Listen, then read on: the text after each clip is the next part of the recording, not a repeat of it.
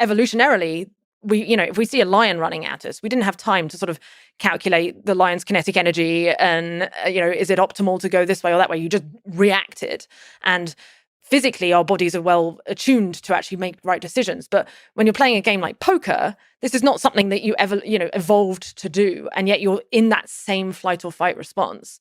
And so that's a really important skill to be able to develop, to basically learn how to meditate in the moment and calm yourself so that you can think clearly.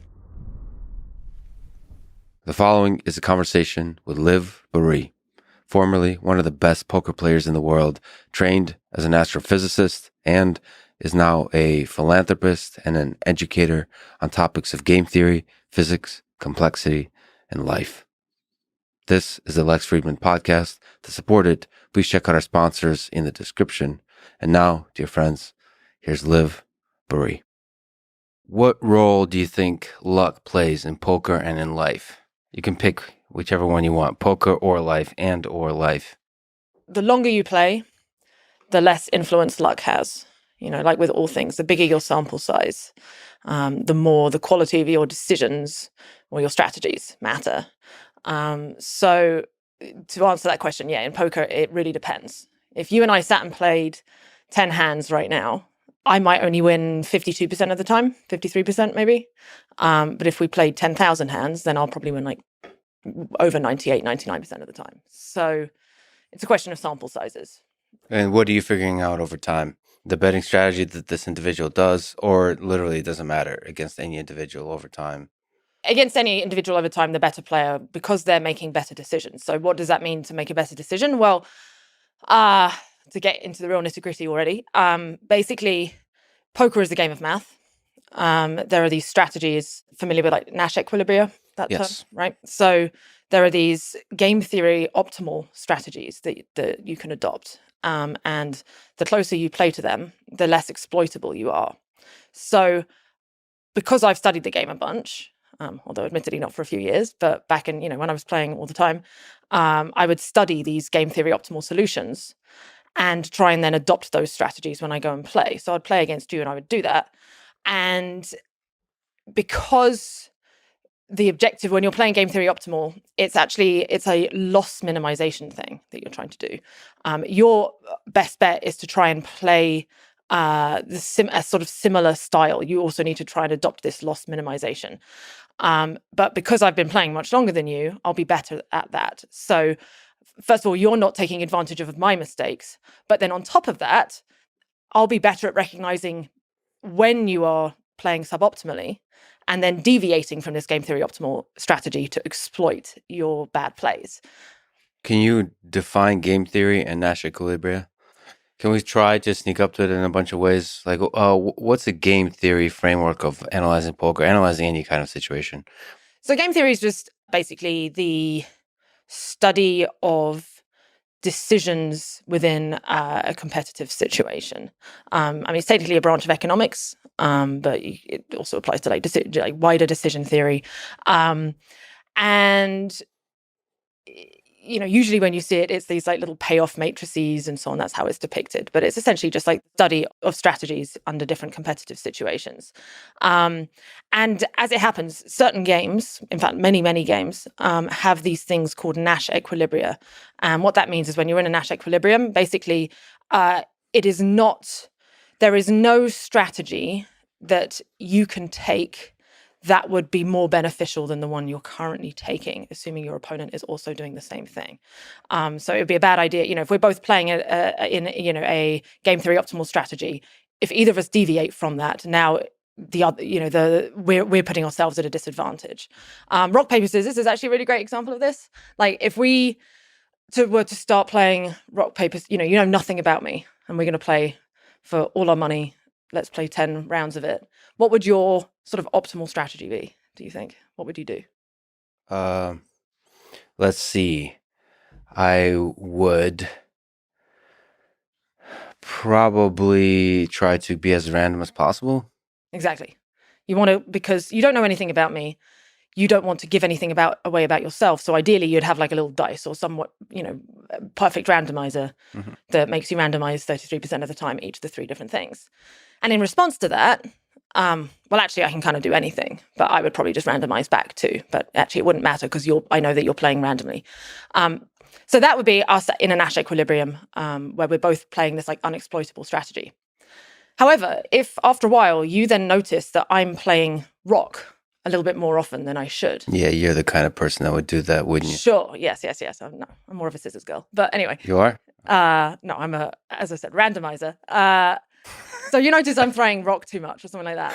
Right. Now you'd be making a mistake by continuing playing this game theory optimal strategy, the previous one, because you are now I'm making a mistake and you're not deviating and exploiting my mistake.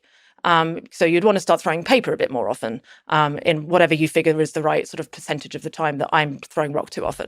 So that's basically an example of where, what game theory optimal strategy is in terms of loss minimization, but it's not always the maximally profitable thing if your opponent is doing stupid stuff, which, in that example. So that's kind of then how it works in poker, but it's a lot more complex. Right. And the way poker players typically, nowadays they study. The game's changed so much, and I think we should talk about how it sort of evolved. But nowadays, like the top pros basically spend all their time in between sessions running these simulators, using like software where they do basically Monte Carlo simulations, sort of doing billions of fictitious self-play hands. You input a fictitious hand scenario like, what do I do with Jack 9 suited on a King 10 4 two spade board, and against this bet size. So you'd input that, press play, it'll run its billions of fake hands, and then it'll converge upon what the game theory optimal strategies are.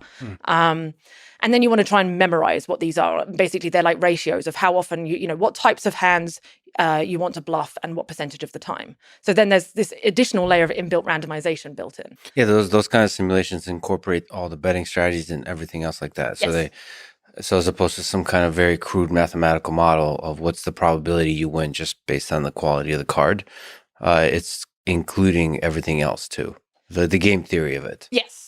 Yeah, essentially. And what's interesting is that nowadays, if you want to be a top pro and you go and play in these really like the super high stakes tournaments or tough cash games, if you don't know this stuff, you're going to get eaten alive in the long run. Yeah.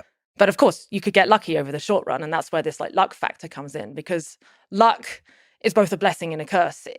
If luck didn't, if there wasn't this random element and there wasn't the ability for worse players to win sometimes, then poker would fall apart. Yeah. The same reason people don't play chess professionally for money against, you don't see people going and hustling chess, like not knowing, trying to make a living from it, because there's very little luck in chess, but there's quite a lot of luck in poker. Have you seen Beautiful Mind, that movie? Years ago. Well, what do you think about the game theoretic formulation of what is it, the hot blonde at the bar? Do you remember? Like, oh yeah, the way they illustrated it is they're trying to pick up a girl at a bar, and there's multiple girls. They're like it's like a friend group, and you're trying to approach. I don't remember the details, but I remember. Don't you like then speak to her friends first or something like that? Yeah. Feign disinterest. I mean, it's classic pickup artist stuff, right? You want to. And they were trying to correlate that somehow, that being an optimal strategy, game theoretically. Why? What? Like, I don't think I remember. I can't imagine that there is. I mean, there's probably an optimal strategy. Does that mean that there's an actual Nash equilibrium of like picking up girls? Do you know the marriage problem? It's optimal stopping. Yes. So where it's a optimal dating strategy where you do you remember what? Yeah, I think it's like something like you've got like a set of 100 people you're going to look through, and after how many do you now after going on this many dates out of 100, at what point do you then go, okay, the next best person I see, is that the right one? And I think it's like something like 37%. It's 1 over E, whatever that is. Right, which I think is 37%. Yeah. We're gonna fact check that. Yeah. So, but it's funny, under those strict constraints, then yes, after that many people, as long as you have a fixed size pool, then you just pick the next person that is better than anyone you've seen before. Yeah. Have you tried this? Have you incorporated it? I'm not one of those people. We're gonna discuss this. And what do you mean, those people? I try not to optimize stuff. I try to listen to the heart. I don't think I like my mind immediately is attracted to optimizing everything, and I think that if you really give in to that kind of addiction, that you lose the joy of the small things, the minutia of life. I Yes. think. I don't know. It's I'm concerned about the addictive nature of my personality in that regard. In some ways, while I think on average, people under try and quantify things or try under optimize. There are some people who, it's like with all these things, it's a balancing act. I've been on dating apps, but I've never used them. I'm sure they have data on this because they probably have the optimal stopping control problem. Because aren't a lot of people that use social like dating apps are on there for a long time? So the interesting aspect is like, all right, how long before you stop looking before it actually starts affecting your mind negatively, such that you see dating as a kind of um, A game. a kind of game versus an actual process of finding somebody that's going to make you happy for the rest of your life. That's really interesting. They have the data. I wish they would be able to release that data. And I do wonder how it's OK Cupid, right? I think they ran a huge study on all of their. Yeah, they're more data driven. I think Yes. OkCupid folks are. Yeah. I think there's a lot of opportunity for dating apps in general. Even bigger than dating apps. People connecting on the internet. I just hope they're more data driven, and it doesn't seem that way. I think like I always thought that Goodreads should be a dating app. Like I've never used it. The Goodreads is just lists like books that you've read. Okay. And it allows you to comment on the books you read and what the books you're currently reading. But it's a giant social networks of people reading books, and that seems to be a much better database of like interests. Of course, it constrains you to the books you're reading, but like that really reveals so much more about the person. Allows you to discover shared interests because books are kind of window into the way you see the world. Also, like the kind of places, people you're curious about, the kind of ideas you're curious about. Are you a romantic or are you cold, calculating rationalist? Are you into Ayn Rand or are you into Bernie Sanders? Are you into whatever? Right.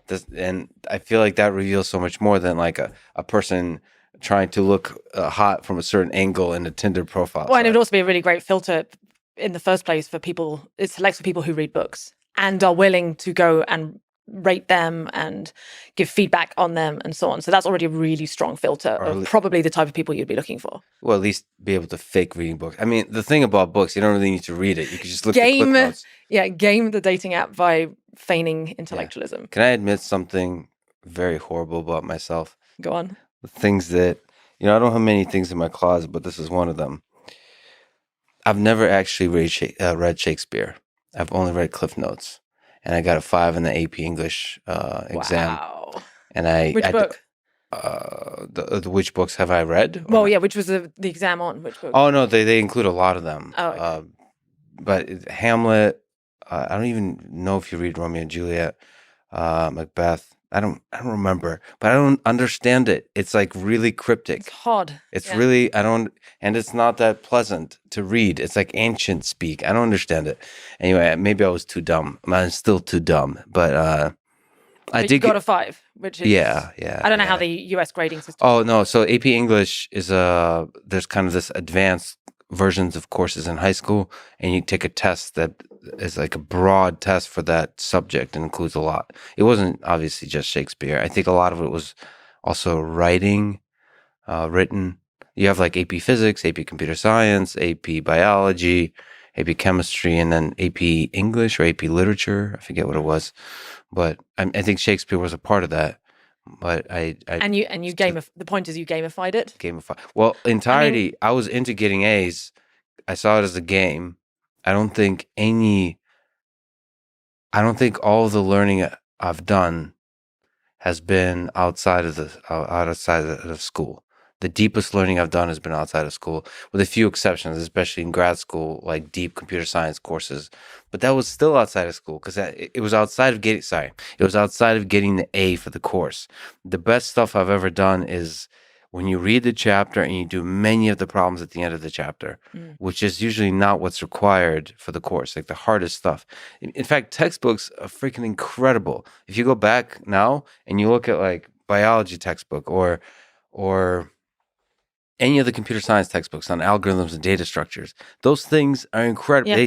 They have the best summary of a subject, plus they have practice problems of increasing difficulty that allows you to truly master the basic, like the fundamental ideas behind that.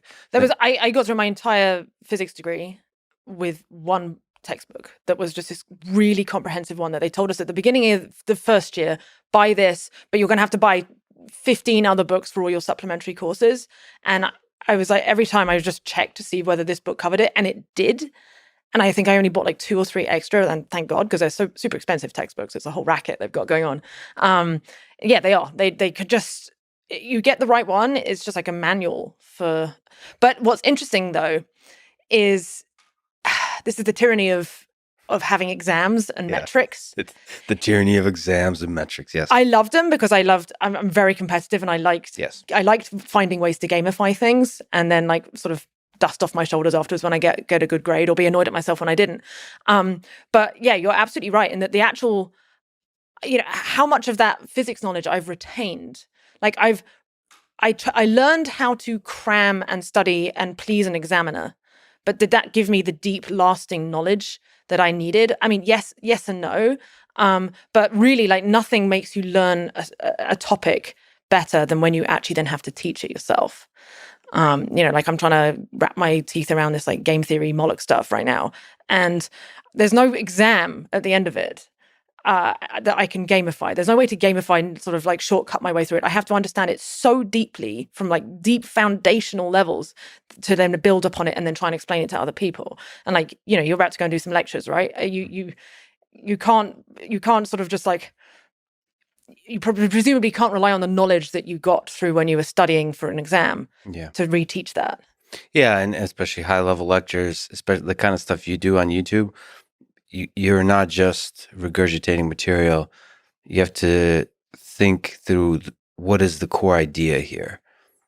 And when you do the lectures live, especially, there's no second takes. Yeah. That is the luxury you get if you're recording a video for YouTube or something like that. But it definitely is a luxury you shouldn't lean on. I've gotten to interact with a few YouTubers that lean on that too much. And you realize, you've gamified this system because you're not really thinking deeply about stuff. You're through the edit, both written and spoken. You're crafting an amazing video, but you yourself as a human being have not really deeply understood it. So live teaching, or at least recording video with very few takes, is a different beast. And I think it's the most honest way of doing it. Like as few takes as possible. That's why I'm nervous about this. Don't go back. Don't like, let's do that. Don't fuck this up, Liv. The tyranny of exams. I do think people talk about high school and college as a time to do drugs and drink and have fun and all this kind of stuff. But looking back, of course, I did a lot of those things. No, yes. But it's also a time when you get to like read textbooks or read books or learn with all the time in the world. Like you don't have these responsibilities of like, laundry and having to sort of pay for mortgage or all that kind of stuff, pay taxes, all this kind of stuff. In most cases, there's just so much time in the day for learning, and you don't realize it at the time, because at the time it seems like a chore. Like, why the hell there's so much homework? But you never get a chance to do this kind of learning, this kind of homework ever again in life, unless later in life you really make a big effort out of it. You get your knowledge gets solidified. You don't get to have fun and learn. Learning is really fulfilling and really fun if you're that kind of person. Like some people like to, like knowledge is not something that they think is fun. But if that's a kind of thing that you think is fun, that's the time to have fun and do the drugs and drink and all that kind of stuff. But the learning just going back to those textbooks, the hours spent with the textbooks is really, really rewarding. Do people even use textbooks anymore? Yeah. Do you think? Because Kids these days with their well, you TikTok just and their well, not even that, but just like so much information, really high quality information, is now in digital format online. yeah, but they are using that, but college is still there's a curriculum.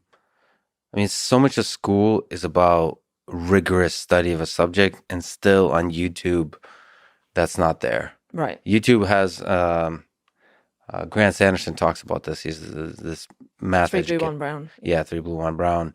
He says, like, I'm not a math teacher. I just take really cool concepts and I inspire people. But if you want to really learn calculus, if you want to really learn linear algebra, you should do the textbook. You should do that, And there's still the textbook industrial complex that like charges like $200 for a textbook, and somehow I don't know. It's ridiculous. There's Well, they're like, oh, but sorry, new edition 14.6. Sorry, you can't use 14.5 anymore. It's like, what's different? We've got one paragraph different. So we mentioned offline Daniel Negreanu. I'm gonna get a chance to talk to him on this podcast, and he's somebody that I found fascinating in terms of the way he thinks about poker, verbalizes the way he thinks about poker, the way he plays poker. So, and he's still pretty damn good. He's been good for a long time. So you mentioned that people are running these kinds of simulations, and the game of poker has changed. Do you think he's adapting in this way? Do you like the top pros? Do they have to adopt this way, or is there still like over the years you basically develop this gut feeling about like you get to be like good the way like Alpha Zero is good. You look at the board and somehow from the fog comes out the right answer. Like this is likely what they have. This is likely the best way to move, and you can't really put a finger on exactly why, but it just comes from your gut feeling, or no? Yes and no. So gut feelings are definitely very important. That we've got our two modes, or you can distill it down to two modes of decision making, right? You've got your sort of logical, linear voice in your head, system 2, as it's often called, and your system 1, your gut intuition. And historically in poker, the very best players were playing almost entirely by their gut. Often they would do some kind of inspired play and you'd ask them why they do it and they wouldn't really be able to explain it. And that's not so much because their process was unintelligible, but it was more just because no one had the language with which to describe what optimal strategies were, because no one really understood how poker worked. This was before, we had analysis software. No one was writing, if I guess some people would write down their hands in a little notebook, but there was no way to assimilate all this data and analyze it. But then, when computers became cheaper and software started emerging, and then obviously online poker, where it would like automatically save your hand histories, now all of a sudden you kind of had this body of data that you could run analysis on. And so that's when people started to see, these mathematical solutions. And so what that meant is the role of intuition essentially became smaller. And it went more into, as we talked before about, this game theory optimal style. But as I said, like game theory optimal is about loss minimization and being unexploitable. But if you're playing against people who aren't, because no human being can play perfectly game theory optimal in poker, not even the best AIs. They're still like, they're 99.99% of the way there or whatever, but it's kind of like the speed of light. You can't reach it perfectly. So there's still a role for intuition? Yes. So when you're playing this unexploitable style, but when your opponents start doing something, suboptimal that you want to exploit, well, now that's where not only your like logical brain will need to be thinking, well, okay, I know I have this, I'm in the sort of top end of my range here with this hand, so that means I need to be calling X% of the time, and I put them on this range, etc. But then sometimes you'll have this gut feeling that will tell you, what, this time I know mathematically I'm meant to call now. I'm in the sort of top end of my range, and this is the odds I'm getting. So the math says I should call, but there's something in your gut saying they've got it this time. They've got it. Like they're beating you. Maybe your hand is worse. So then the real art. This is where the last remaining art in poker, the fuzziness, is like, do you listen to your gut? How do you quantify the strength of it, or can you even quantify the strength of it? And I think that's what Daniel has. I mean, I can't speak for how much he's studying with the simulators and that kind of thing. I think he has, like, he must be to still be keeping up. But he has an incredible intuition for he's seen so many hands of poker in the flesh. He's seen so many people, the way they behave when the chips are, when the money's on the line and you've got him staring you down in the eye. He's intimidating. Mm-hmm. He's got this like kind of X Factor vibe that he, gives out. And he talks a lot, which is an interactive element, which is he's getting stuff from other people. Yes. Yeah. And just like the subtlety. So he's probing constantly. Yeah, he's probing and he's getting this extra layer of information that others can't. Now, that said, though, he's good online as well. I don't know how, again, would he be beating the top cash game players online? Probably not. No.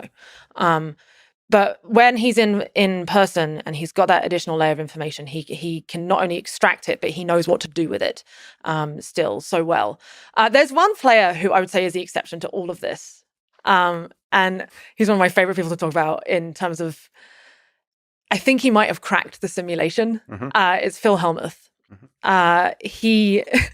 in more ways than one, he's cracked the simulation, I think. Yeah, he somehow to this day is still, and I love you, Phil, I'm not in any way knocking you.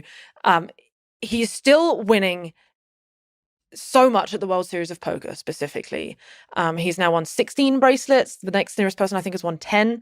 And he is consistently year in, year out going deep or winning these huge field tournaments, with like 2,000 people, which statistically he should not be doing. And yet you watch some of the plays he makes and they make no sense. Like mathematically, they are so far from game theory optimal. Yeah. And the thing is, if you went and stuck him in one of these high stakes cash games with a bunch of like GTO people, he's going to get ripped apart. But there's something that he has that when he's in the halls of the World Series of Poker specifically, amongst sort of amateurish players, he gets them to do crazy shit like that. But my little pet theory is that also he just the card he's like a wizard and he gets the cards to do what he needs them to. Because he just expects to win and he expects to receive, to get flop a set with a frequency far beyond what this, the real percentages are. And I don't even know if he knows what the real percentages are. He doesn't need to because he gets there. I think he has found the cheat code because when I've seen him play, he seems to be like annoyed that the long shot thing didn't happen. Yes. He's like annoyed and it's almost like everybody else is stupid because he was obviously going to win with this. Meant to win if that silly thing hadn't happened. And it's like, you don't understand, the silly thing happens 99% of the time. And it's 1%, not the other way around. But genuinely, for his lived experience only at the World Series of Poker, it is like that. So I don't blame him for feeling that way. Yeah. But he does. He has this X factor, and the poker community has tried for years to rip him down, saying like, he's no good, but he's clearly good because he's still winning, or there's something going on. Whether that's he's figured out how to mess with the fabric of reality and how cards, a randomly shuffled deck of cards come out. I don't know what it is, but he's doing it right still. Who do you think is the greatest of all time? Would you put Hellmuth? Now he's definitely, he seems like the kind of person when mentioned he would actually watch this, so you might want to be careful. As I said, I love Phil, yes. and I would say this to his face. I'm not saying anything. He is one of the greatest. Yeah. I don't know if he's the greatest. He's certainly the greatest at the World Series of Poker, and he is the greatest at, despite the game switching into a pure game, almost an entire game of math, he has managed to keep the magic alive. And this, just through sheer force of will, making the game work for him. And that is incredible. And I think it's something that should be studied because it's an example. Yeah, there might be some actual game theoretic wisdom. There might be something to be said about optimality from studying him. Right? What do you mean by optimality? Meaning, or rather, game design, perhaps. Meaning, if what he's doing is working, maybe poker is more complicated than we're currently modeling it as. So, like, or yeah, there's an extra layer, and I don't mean to get too yes, weird and wooey, but or there's an extra layer of ability to manipulate the things the way you want them to go that we don't understand yet. Do you think Phil Hellmuth understands them? Is he just generally Hashtag positivity. Well, he wrote a book on positivity, and he has? Yeah, He did? it's Not called Positivity. like a trolling book? No, A serious? he's straight up, yeah. Phil And- Hellmuth wrote a book about positivity. Yes. Okay, not ironic. I think it's about sort of manifesting what you want. And getting the outcomes that you want by believing so much in yourself and in your ability to win, like eyes on the prize.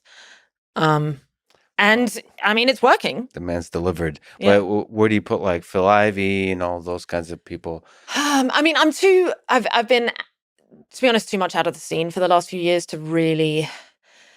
I mean, Phil Ivey's clearly he's got that X factor. He's so incredibly intimidating to play against. I've only played against him a couple of times, but when he like looks you in the eye and you're trying to run a bluff on him, oof, no one's made me sweat harder than Phil Ivey. Just my bluff got through actually.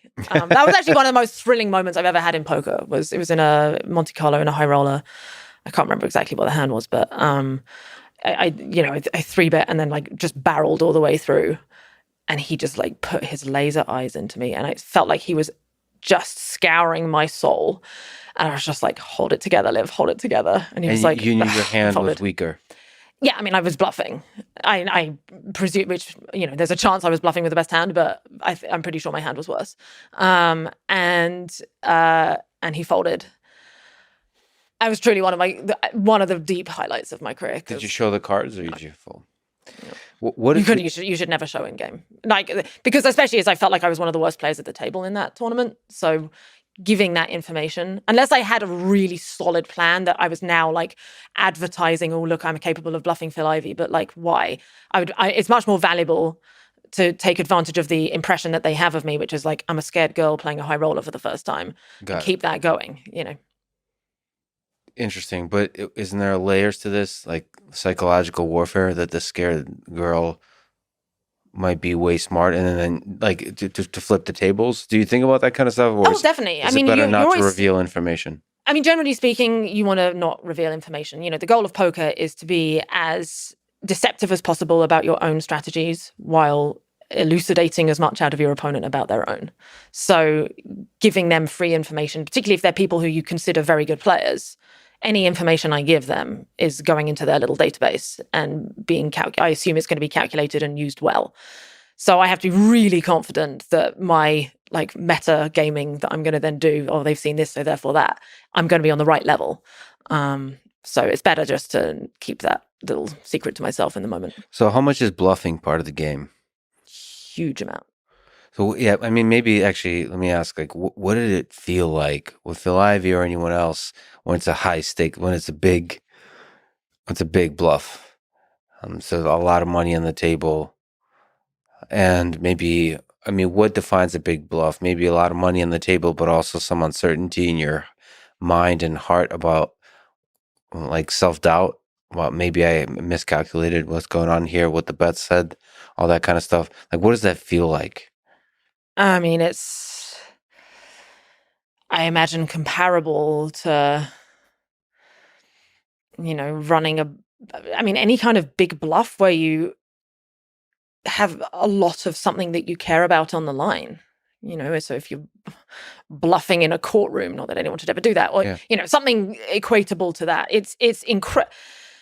In that scenario, I think it was the first time I'd ever played I'd won my way into this 25K tournament. So that was the buy-in, 25,000 euros. And I had satellited my way in because it was much bigger than I would never, ever normally play. And, I wasn't that experienced at the time. And now I was sitting there against all the big boys, the Negranus, the Phil Iveys and so on. And then to like, each time you put the bets out, you put another bet out. Your card, I was on what's called a semi-bluff. So there were some cards that could come that would make my hand very, very strong and therefore win. But most of the time, those cards don't come. So that it's a semi-bluff because you're representing What are you representing that you already have something? So I think in this scenario, I had a flush draw. So I had two clubs.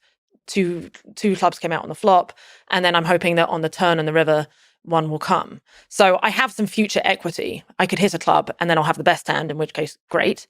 And so I can keep betting, and I'll want them to call. But I'm also got the other way of winning the hand, where if my card doesn't come, I can keep betting and get them to fold their hand. And I'm pretty sure that's what the scenario was. So I had some future equity, but it's still, most of the time I don't hit that club. And so I would rather him just fold because the pot is now getting bigger and bigger. And in the end, like I jam all in on the river. That's my entire tournament on the line. As far as I'm aware, this might be the one time I ever get to play a big 25K.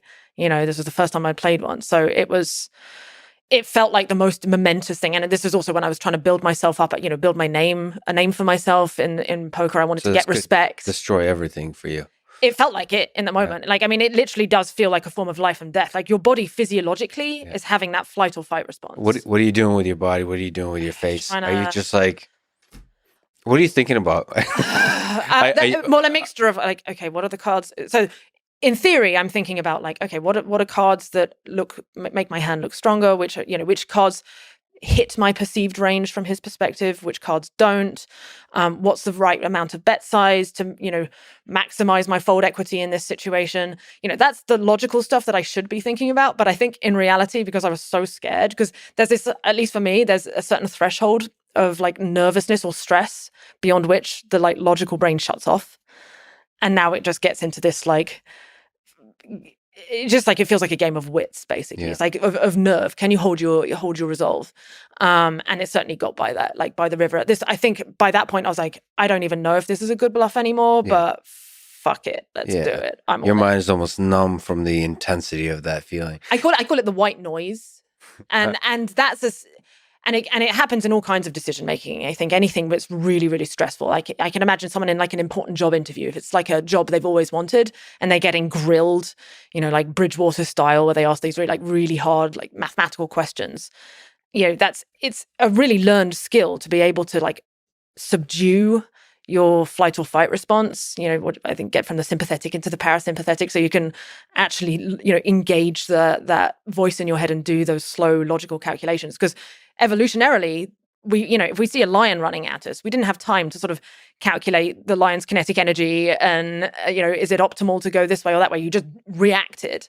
And physically, our bodies are well attuned to actually make right decisions. But when you're playing a game like poker, this is not something that you ever, evolved to do. And yet you're in that same flight or fight response. And so that's a really important skill to be able to develop, to basically learn how to like meditate in the moment and calm yourself so that you can think clearly. But as you were searching for a comparable thing, it's interesting because you just made me realize that bluffing is like an incredibly high stakes form of lying. You're lying, and I don't think you're telling a story. It's straight up lying. In the context of the game, it's not a negative kind of lying. No, but it is. Yeah, exactly. You're representing something that you don't have. And I was thinking, like, how often in life do we have such high stakes of lying? Because I was thinking, certainly in high level military strategy, I was thinking when Hitler was lying to Stalin about his plans to invade the Soviet Union. And so you're talking to a person like your friends, and you're fighting against the enemy, whatever the formulation of that enemy is. But meanwhile, whole time you're building up troops on the border. That's extremely. Wait. So Hitler and Stalin were like pretending to be friends? Well, my history knowledge is terrible. That's crazy. Yeah, that there were. Man. And it worked because Stalin, until the troops crossed the border and invaded in Operation Barbarossa, where this storm of Nazi troops invaded large parts of the Soviet Union, and hence one of the biggest wars in human history began. Stalin for sure thought that this was never going to be, that Hitler is not crazy enough to invade the Soviet Union. And it makes geopolitically makes total sense to be collaborators. And ideologically, even though there's a tension between communism and fascism or national socialism, however you formulate it, it still feels like this is the right way to battle the West. Right. They were more ideologically aligned. They in theory had a common enemy, which was the West. So it made total sense. And in terms of negotiations and the way things were communicated, it seemed to Stalin that for sure that they would remain, at least for a while, peaceful collaborators, and and everybody because of that in the Soviet Union believed that. It was a huge shock when Kiev was invaded, and you hear echoes of that when I traveled to Ukraine. Sort of the shock of the invasion. It's not just the invasion on one particular border, but the invasion of the capital city, and just like holy shit, especially at that time. When you thought World War I, you realized that that was the war to end all wars. You would never have this kind of war. And holy shit, this person is mad enough to try to take on this monster in the Soviet Union. So it's no longer going to be a war of hundreds of thousands dead. It'll be a war of tens of millions dead. And but that, that's a very large scale kind of lie. But I'm sure there's in politics and geopolitics that kind of lying happening all the time. And a lot of people pay financially and with their lives for that kind of lying. But in our personal lives, I don't know how often I think people do. I mean, like, think of spouses cheating on their partners, right? And then like having to lie, like, where were you last night? Stuff like that. That's tough. Yeah. I think, I mean, unfortunately, that stuff happens all the time, right? Yeah. So, or having like multiple families, that one is great. When each family doesn't know the other about the other one, and like maintaining that life, there's probably a sense of excitement about that too. Or it seems unnecessary, yeah. But why? Well, just lying, the truth finds a way of coming out. Yes, but hence that's the thrill. Yeah, perhaps. Yeah, people. I mean, and. That's why I think actually, like, poker. What's so interesting about poker is most of the best players I know, there are always exceptions, there are always bad eggs, but actually poker players are very honest people. I would say they are more honest than the average, if you just took random population sample, because I think, humans like to have that. Most people like to have some kind of, mysterious, an opportunity to do something like a little edgy.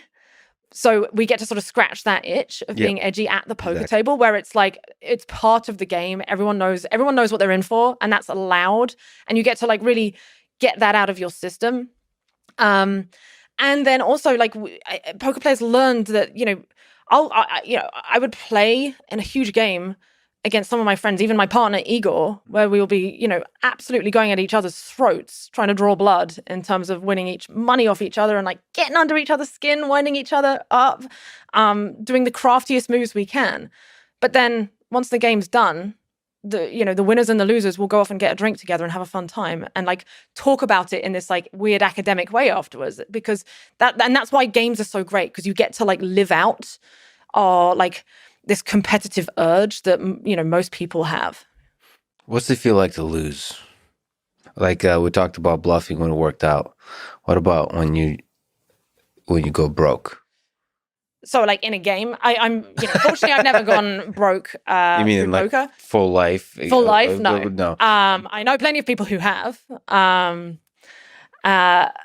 And I don't think Igor would mind me saying he went broke once in poker. Well, early on when we were together. Well, I feel like you haven't lived unless you've gone broke. In some sense, right? Some fundamental sense. I mean, I'm happy. I've sort of lived through it vicariously through him when he did it at the time. But yeah, what's it like to lose? Well, it depends. So it depends on the amount. It depends what percentage of your net worth you've just lost. It depends on your brain chemistry. It really, varies from person to person. You have a very cold, calculating way of thinking about this. So it depends what percentage. Well, it really does, right? It's true. But that's another thing poker trains you to do. You see everything in percentages, or you see everything in like ROI or expected hourlies or cost benefit, etc. So that's. one of the things I've tried to do is calibrate the strength of my emotional response to the win or loss that I've received, because it's no good if you have a huge emotional dramatic response to a tiny loss, or on the flip side you have a huge win and you're sort of so dead inside that you don't even feel it. Well, that's that's a shame. I want my emotions to calibrate with reality as much as possible. So yeah, what's it like to lose? I mean, I've had times where I've lost, busted out of a tournament that I thought I was going to win in, especially if I got really unlucky, or I make a dumb play, where I've gone away and kicked the wall, punched a wall. I nearly broke my hand one time. I'm a lot less competitive than I used to be. I was pathologically competitive in my late teens, early 20s. I just had to win at everything. And I think that sort of slowly waned as I've gotten older. According to you, yeah. According to me. I don't know if others would say the same, right? I feel like ultra competitive people, I've heard Joe Rogan say this to me. It's that he's a lot less competitive than he used to be. I don't know about that. Oh, I believe it. No, I totally believe it. Because as you get, you can still be I care about winning. When, I play a game with my buddies online, or, whatever it is, Polytopia is my current obsession. Thank you for passing on your obsession to me. Oh, you're playing now? Yeah, I'm playing now. We got to have a game. But I'm terrible, and I enjoy playing terribly.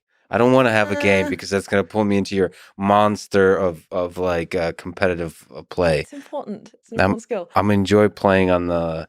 I can't. You just do the points thing, against the bots. Yeah, against the bots, and I can't even do the. There's a hard one, and there's a very hard one. That's crazy. Yeah, that's crazy. I can't. I don't even enjoy the hard one. The crazy, I really don't enjoy, because it's intense. You have to constantly try to win, as opposed to enjoy building a little world. And no. There's no time for exploration in Polytopia. You got to get once you graduate from the crazies, then you can come play the graduate from the crazies. Yeah, in order to be able to play a decent game against our group, you'll need to be consistently winning 90% of games against 15 crazy bots. Yeah. And you'll be able to I could teach you it within a day, honestly. How to beat the crazies? How to beat the crazies, and then you'll be ready for the big leagues. Generalizes to more than just Polytopia, but okay. Why were we talking about Polytopia? I think losing hurts. Losing hurts. Oh yeah, yes. Competitiveness over time. Oh yeah. I think it's more that, at least for me, I still care about about winning when I choose to play something. It's just that I don't see the world as zero sum as I used to be, I think as one gets older and wiser, you start to see the world more as a positive sum thing, or at least you're more aware of externalities of scenarios, of competitive interactions.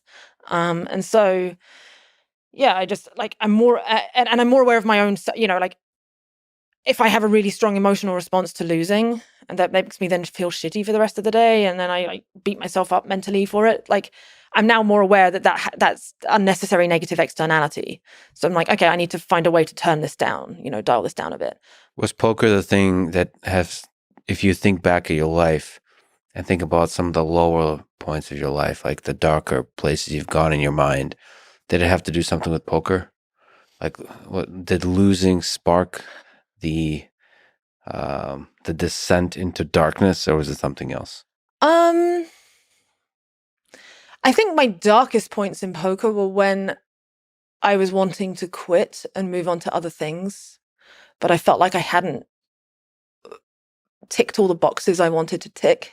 Yeah. I wanted to be the most winningest female player, which is by itself a bad goal. That was one of my initial goals. And I was well, I haven't, and I wanted to win a WPT event. I've won one of these, but I want one of those as well. Yeah. And that sort of, again, it's a drive of over optimization to random metrics that I decided were important, without much wisdom at the time, but then carried on. That made me continue chasing it longer than I still actually had the passion to chase it for. And I don't have any regrets that, I played for as long as I did, because who knows, I wouldn't be sitting here. I wouldn't be living this incredible life that I'm living now. This is the height of your life right now. This is it. Peak experience. Absolute pinnacle. here in your robot land. Yeah, with your creepy light. No, it is. I mean, Yeah. I wouldn't change a thing Yeah. about my life right Yeah. now, and I feel very blessed to say that. But the dark times were in the sort of like 2016 to 18, even sooner, really, where I was like, I had stopped loving the game, and I was going through the motions, and I would.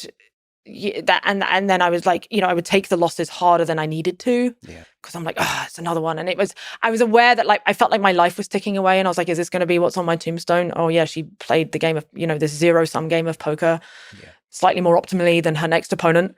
Like, cool, great legacy, So I just wanted, there was something in me that knew I needed to be doing something more directly impactful. And just meaningful. It was just like a search for meaning. And I think it's a thing a lot of poker players, even I imagine any games players who sort of love intellectual pursuits. I think you should ask Magnus Carlsen this question. I don't know walking away from chess, right? Yeah, like it must be so hard for him. He's been on the top for so long. And it's like, well, now what? He's got this incredible brain, like what to put it to?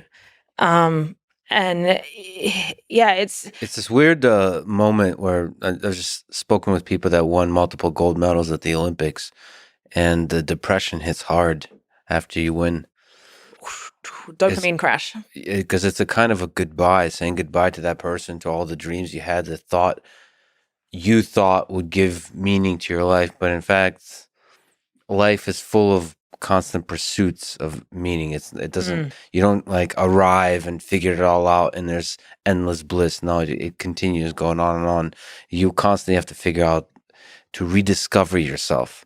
And so for you, like that struggle to say goodbye to poker, you have to like find the next. There's always a bigger game. That's the thing. Yeah. That's my like motto, is like, what's the next game? And more importantly, because obviously game usually implies zero sum, like what's a game which is like omni-win? Look, Omni-win. Omni-win. Why is omni-win so important? Because if everyone plays zero-sum games, that's a fast track to either completely stagnate as a civilization, but far more likely to extinct ourselves.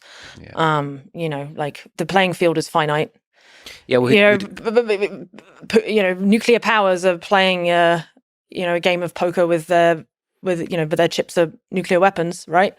And the stakes have gotten so large that if anyone makes a single bet, fires some weapons, the playing field breaks. I made a video on this. Like, the playing field is finite, and if we keep playing these adversarial zero-sum games, thinking that we, in order for us to win, someone else has to lose, or if we lose, that someone else wins, that will extinct us.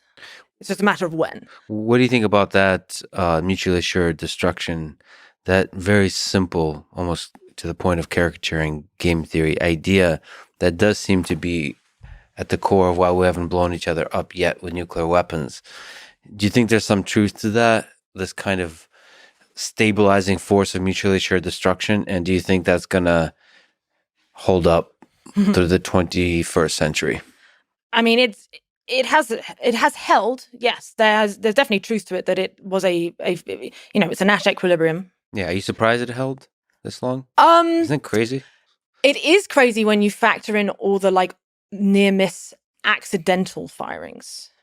Yes, that's makes me wonder. Like, are you familiar with the like quantum suicide thought experiment? No. Where it's basically like you have like a Russian roulette type scenario hooked up to some kind of quantum event,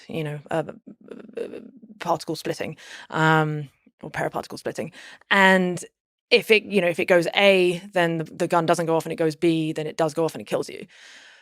Because you can only ever be in the universe, assuming like the Everett branch, multiverse theory, you will always only end up in the branch where you continually make, option A comes in. Yeah. But you run that experiment enough times, it starts getting pretty damn, out of the tree gets huge. There's a million different scenarios, but you'll always find yourself in the one where it didn't go off. And so from that perspective, you are essentially immortal. Because someone and you will only find yourself in the set of observers that make it down that path. Yeah. So it's but that doesn't mean that does Well, doesn't mean you're still not going to be fucked at some point in your life. no, of course not. No, you might I'm not advocating like that we're all immortal because of this. It's just like a fun thought experiment. And the point is, it like raises this thing of like these things called observer selection effects, which Nick Bostrom talks about a lot, and I think people should go read. It's really powerful, but I think it could be overextended, that logic. I'm not sure exactly how it can be. I just feel like you can overgeneralize that logic somehow. Well, no, I mean, it leads you into like solipsism, which is a very dangerous mindset. Again, if everyone like falls into solipsism of like, well, I'll be fine, that's a great way of creating a very, self-terminating environment. But my point is that with the nuclear weapons thing, there have been at least, I think it's 12 or 11 near misses of like just stupid things. Like there was moonrise over Norway, and it made weird reflections off some glaciers in the mountains, which set off, I think, the alarms of NORAD radar, and that put them on high alert, nearly ready to shoot. And it was only because the head of the Russian military happened to be at the UN in New York at the time that they go like, well, wait a second, why would they fire now when their guy is there? And it was only that lucky happenstance, which doesn't happen very often, where they didn't then escalate it into firing. And there's a bunch of these different ones. Stanislav Petrov like saved the person who should be the most famous person on earth, because he's probably on expectation saved the most human lives of anyone, like billions of people, by ignoring Russian orders to fire because he felt in his gut that actually this was a false alarm, and it turned out to be, very hard thing to do. And there's so many of those scenarios that I can't help but wonder at this point that we aren't having this kind of like selection effect thing going on, because you look back and you're like, geez, that's a lot of near misses. But of course, we don't know the actual probabilities that they would have each one would have ended up in nuclear war. Maybe they were not that likely. But still, the point is, it's a very dark, stupid game that we're playing. And it is an absolute moral imperative, if you ask me, to get as many people thinking about ways to make this like very precarious, because we're in a Nash equilibrium, but it's not like we're in the bottom of a pit. If you would like map it topographically, it's not like a stable ball at the bottom of a thing. We're not in equilibrium because of that. We're on the top of a hill with a ball balanced on top, and just any little nudge could send it flying down, and nuclear war pops off and hellfire and bad times. On the positive side, life on Earth will probably still continue, and another intelligent civilization might still pop up. Maybe several millennia after. It depends. Pick your X risk. Depends on the X risk. Nuclear war, sure, that's one of the perhaps less bad ones. Green goo through synthetic biology, very bad. Will destroy all organic matter through it's basically like a biological paperclip maximizer, also bad. Or AI type mass extinction thing as well would also be bad. Shh, they're listening. There's a robot right behind you. Okay, wait. So let me ask you about this from a game theory perspective. Do you think we're living in a simulation? Do you think we're living inside a video game created by somebody else? Do I think? Well, so what was the second part of the question? Do I think we're living in a simulation? And a simulation that is observed by somebody for purpose of entertainment. So like a video game. Are we listening? Because there's it's like Phil Hellmuth type of situation, right? Like, there's a creepy level of like, this is kind of fun and interesting. Like, there's a lot of interesting stuff going on. I mean, that could be somehow integrated into the evolutionary process where the way we perceive and are you asking me if I believe in God? Sounds like it. Kind of, but God seems to be not optimizing in the different formulations of God that we conceive of. He doesn't seem to be, or she, optimizing for like personal entertainment. Maybe the older gods did, but the just like basically like a teenager in their mom's basement watching, create a fun universe to observe. So what kind of crazy shit might happen? Okay, so to try and answer this, do I think there is some kind of extraneous intelligence to like our, classic measurable universe that we, can measure with, through our current physics and instruments? I think so, yes. partly because I've had just small little bits of evidence in my own life, which have made me question. Like, so I was a diehard atheist, even 5 years ago. I got into like the rationality community, big fan of Less Wrong, continue to be incredible resource. But I've just started to have too many little snippets of experience which don't make sense with the current sort of purely materialistic explanation of how reality works. Isn't that just like a humbling, practical realization that we don't know how reality works? Isn't that just a reminder to yourself? Yeah, no, it's a reminder of epistemic humility, because I fell too hard. Same as people, like, I think, many people who are just like, my religion is the way, this is the correct way, this is the word, this is the law. You are immoral if you don't follow this, blah blah blah. I think they are lacking epistemic humility. They're a little too much hubris there. But similarly, I think the sort of the Richard Dawkins brand of atheism is too rigid as well, and doesn't. There's a way to try and navigate these questions which still honors the scientific method, which I still think is our best sort of realm of like reasonable inquiry, a method of inquiry. So an example, I have two kind of notable examples that like really rattled my cage. The first one was actually in 2010, early on in quite early on in my poker career, and I. Remember the Icelandic volcano that erupted that like shut down kind of all Atlantic airspace, and it meant I got stuck down in the south of France. I was there for something else, and I couldn't get home. And someone said, "Well, there's a big poker tournament happening in Italy. Maybe do you want to go?" I was like, "Oh, right, sure. Like, let's got a train across, found a way to get there." And the buy-in was €5,000, which was much bigger than my bankroll would normally allow. And so I played a feeder tournament, won my way in, kind of like I did with the Monte Carlo big one. So then I won my way, from €500 into €5,000 to play this thing. And on day one of then the big tournament, which turned out it was the biggest tournament ever held in Europe at the time. It got over like 1,200 people, absolutely huge. And I remember they dimmed the lights before the normal shuffle up and deal to tell everyone to start playing. And they played Chemical Brothers' Hey Boy, Hey Girl, which I don't know why it's notable, but it was just like it was a song I always liked. It was like one of these like pump me up songs. And I was sitting there thinking, oh yeah, it's exciting. I'm playing this really big tournament. And out of nowhere, just suddenly this voice in my head, and it sounded like my own sort of, when you think in your mind, you hear a voice kind of, right? At least I do. And so it sounded like my own voice, and it said, "You are going to win this tournament." And it was so powerful that I got this like wave of like, sort of goosebumps down my body. And I remember looking around being like, did anyone else hear that? And obviously people are in their phones like, no one else heard it. And I was like, okay. 6 days later, I win the fucking tournament out of 1,200 people. And I don't know how to explain it. Yeah. Okay, yes, maybe I have that feeling before every time I play, and it's just that I happen to, because I won the tournament, I retroactively remembered it. But or the feeling gave you a kind of, now from the film Helmuthian. Well, exactly. Like it gave you a deep confidence. And it did. It definitely did. Like I remember then feeling this like sort of.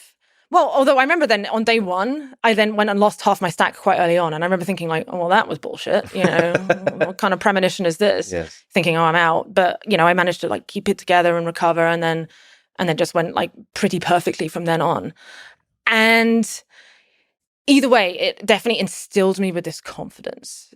And I don't want to I can't put an explanation like, was it some, huge extra supernatural thing driving me, or was it just my own self-confidence in someone that just made me make the right decisions? I don't know, and I'm not going to put a frame on it. And I think I know a good explanation. So we're a bunch of NPCs living in this world created in the simulation, and then people, not people, creatures from outside of the simulation sort of can tune in and play your character, and that feeling you got is somebody just like they got to play a poker tournament through you? Honestly, it felt like that. It did actually feel a little Yeah. bit like that. But it's been 12 years now. I've retold the story many times. Like, I don't even know how much I can trust my memory. You're just an NPC retelling the same story because they just played the tournament and left. Yeah, they're like, oh, that was fun, cool. Yeah, cool. Next time. And now you're for the rest of your life left as a boring NPC retelling this story of greatness. Well, and what was interesting was that after that, then I didn't obviously win a major tournament for quite a long time, and it left. That was actually another sort of dark period because I had this incredible, like the highs of winning that, just on a like material level were insane. Winning the money, I was on the front page of newspapers because there was like this girl that came out of nowhere and won this big thing. And so again, like sort of chasing that feeling was difficult. But then on top of that, there was this feeling of like almost being touched by something bigger that was like, And also maybe, did you have a sense that I might be somebody special? Like this kind of, I think that's the confidence thing that maybe you could do something special in this world after all kind of feeling. I definitely, I mean, this is a thing I think everybody wrestles with to an extent, right?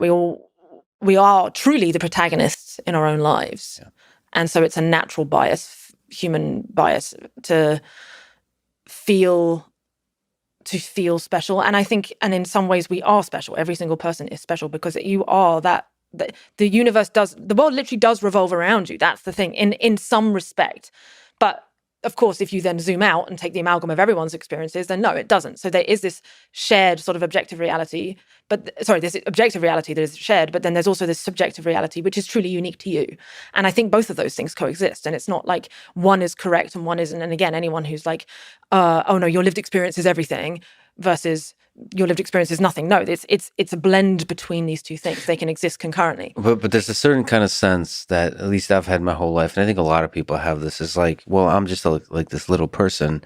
Surely I can't be one of those people that do the big thing, right? There's all these big people doing big things. There's big actors and actresses, big musicians. There's big business owners and all that kind of stuff, scientists and so on. I have my own subject experience that I enjoy and so on, but there's like a different layer, like, surely I can't do those great things. I mean, one of the things just having interacted with a lot of great people, I realized, no, they're like just the same humans as me. And that realization, I think, is really empowering. And like for you to remind yourself. But are they? What? But are they? Are they? Well, depends on some. Yeah, they're like a bag of insecurities and yes, peculiar sort of like their own little weirdnesses and so on. I should say also not. They have the capacity for brilliance, but they're not generically brilliant. Like, we tend to say this person or that person is brilliant, but really, no, they're just like sitting there and thinking through stuff, just like the rest of us. Right. I think they're in the habit of thinking through stuff seriously, and they've built up a habit of not allowing their mind to get trapped in a bunch of bullshit and minutia of day-to-day life. They really think big ideas, but those big ideas, it's like allowing yourself the freedom to think big, to realize that you can be one that actually solve this particular big problem. First, identify a big problem that you care about, and then like, I can actually be the one that solves this problem. And like allowing yourself to believe that. And I think sometimes you do need to have like that shock go through your body and a voice tells you you're going to win this tournament. Well, exactly. And whether it was, it's this idea of useful fictions.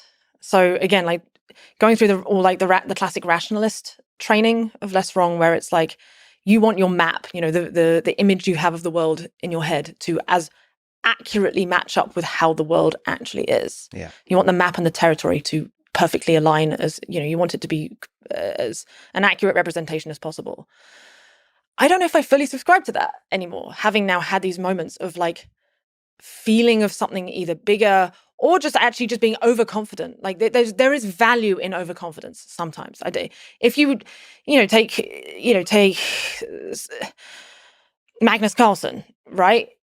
I'm sure from a young age, he knew he was very talented, but I wouldn't be surprised if he was also had something in him well, actually, maybe he's a bad example because he truly is the world's greatest. But someone who, it was unclear whether they were going to be the world's greatest, but ended up doing extremely well because they had this innate, deep self-confidence, this like even overblown idea of how good their relative skill level is. That gave them the confidence to then pursue this thing and with the kind of focus and dedication that it requires to excel in whatever it is you're trying to do, And so there are these useful fictions, and that's where I think I diverge slightly with the classic sort of rationalist community, because that's a field that is worth studying, of like how the stories we tell, what the stories we tell to ourselves, even if they are actually false, and even if we suspect they might be false, how it's better to sort of have that like little bit of faith, the like value in faith, I think, actually. And that's partly another thing that's like now led me to explore, the concept of God, whether you want to call it a simulator, the classic theological thing. I think we're all like elucidating to the same thing. Now, I don't know. I'm not saying, because obviously the Christian God is like, all benevolent, endless love. The simulation, at least one of the simulation hypotheses is like, as you said, like a teenager in its bedroom who doesn't really care, doesn't give a shit about the individuals within there. It just like wants to see how this thing plays out because it's curious and it could turn it off like that. Where on the sort of psychopathy to benevolent spectrum God is, I don't know. But having a little bit of faith that there is something else out there that might be interested in our outcome is, I think, an essential thing actually for people to find. Because it creates commonality between it's something we can all share, and it is uniquely humbling of all of us to an extent. It's like a common objective. But B, it gives people that little bit of like reserve, when things get really dark. And I do think things are going to get pretty dark over the next few years. But it gives that like to think that there's something out there that actually wants our game to keep going. I keep calling it the game, it's a thing C and I, like we call it the game. You and C is AKA Grimes. Grimes, yeah. We call what the game? Everything, the whole thing? We joke about like... So everything is a game?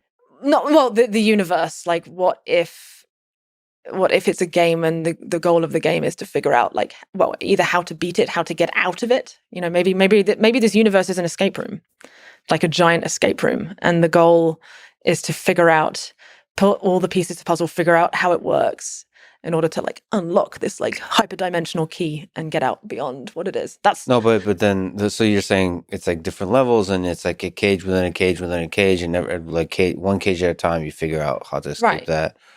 And you level up, us becoming multiplanetary would be a level up, or us, figuring out how to upload our consciousnesses to the thing, that would probably be a leveling up. Or spiritually, humanity becoming more combined and less adversarial and bloodthirsty, and us becoming a little bit more enlightened, that would be a leveling up. There's many different frames to it, whether it's physical, digital, or like metaphysical. I wonder what the levels. I think level 1 for Earth is probably the biological evolutionary process. Mm-hmm. It's like going from single cell organisms to early humans. Then maybe level 2 is whatever is happening inside our minds and creating ideas and creating technologies. That's like evolutionary process of ideas. Mm-hmm. And then multiplanetary is interesting. Is that fundamentally different from what we're doing here on Earth?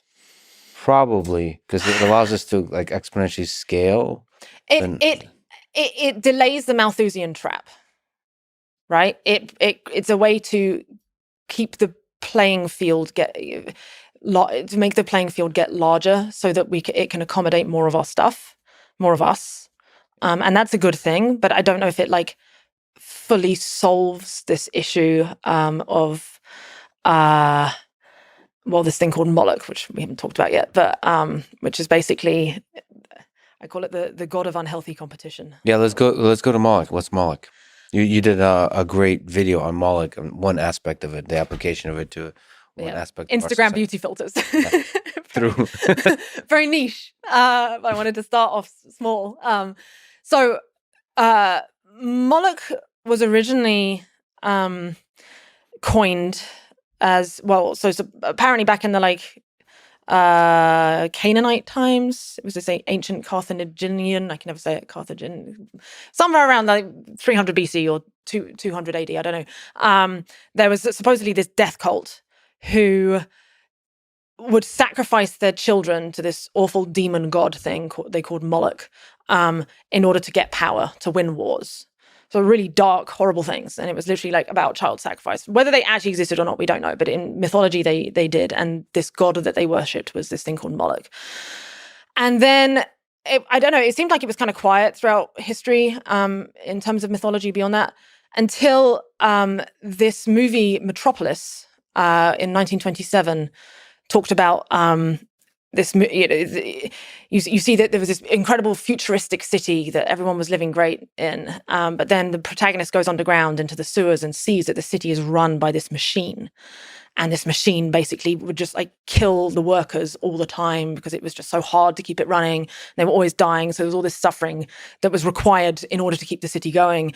And then the protagonist has this vision that this machine is actually this demon Moloch. So again, it's this sort of mechanistic consumption of humans in order to get more power. And then Allen Ginsberg wrote a poem in the 60s, which incredible poem called Howl, about this thing Moloch. And a lot of people sort of quite understandably take the interpretation of that he's talking about capitalism. But then the sort of piece de resistance that's moved Moloch into this idea of game theory was Scott Alexander of Slate's Star Codex. Wrote this incredible one. Literally, I think it might be my favorite piece of writing of all time. It's called Meditations on Moloch. Everyone must go read it. And Slate Codex is a blog. It's a blog, yes. Yeah, we can link to it in the show notes or something, right? No, don't. I yes, but I like how you assume I have a professional operation going on here. I mean, I shall try to remember to. What do you? What do you want? You're giving the impression of it. Yeah. I'll please. If I don't, what? Please, somebody in the comments remind me. I'll if help you don't know this blog, it's one of the best blogs ever, probably. Yes. You should probably be following it. Yes. Are blogs still a thing? I think they're still a thing. Yeah, he's migrated onto Substack, but yeah, it's still a blog. Anyway, Substack better not fuck things up. But I hope not. Yeah, I hope they don't. I hope they don't turn Molochy, which will mean something to people when we continue. When I stop interrupting for once. No, go on. Yeah. So anyway, so he writes this piece, Meditations on Moloch, and basically he analyzes the poem and he's like, okay, so it seems to be something relating to where competition goes wrong. And, Moloch was historically this thing of where people would sacrifice a thing that they care about, in this case, children, their own children, in order to gain power, a competitive advantage. And if you look at almost everything that sort of goes wrong in our society, it's that same process. So with the Instagram beauty filters thing, if you're trying to become a famous Instagram model, you are incentivized to post the hottest pictures of yourself that you can. You're trying to play that game. There's a lot of hot women on Instagram. How do you compete against them? You post really hot pictures, and that's how you get more likes.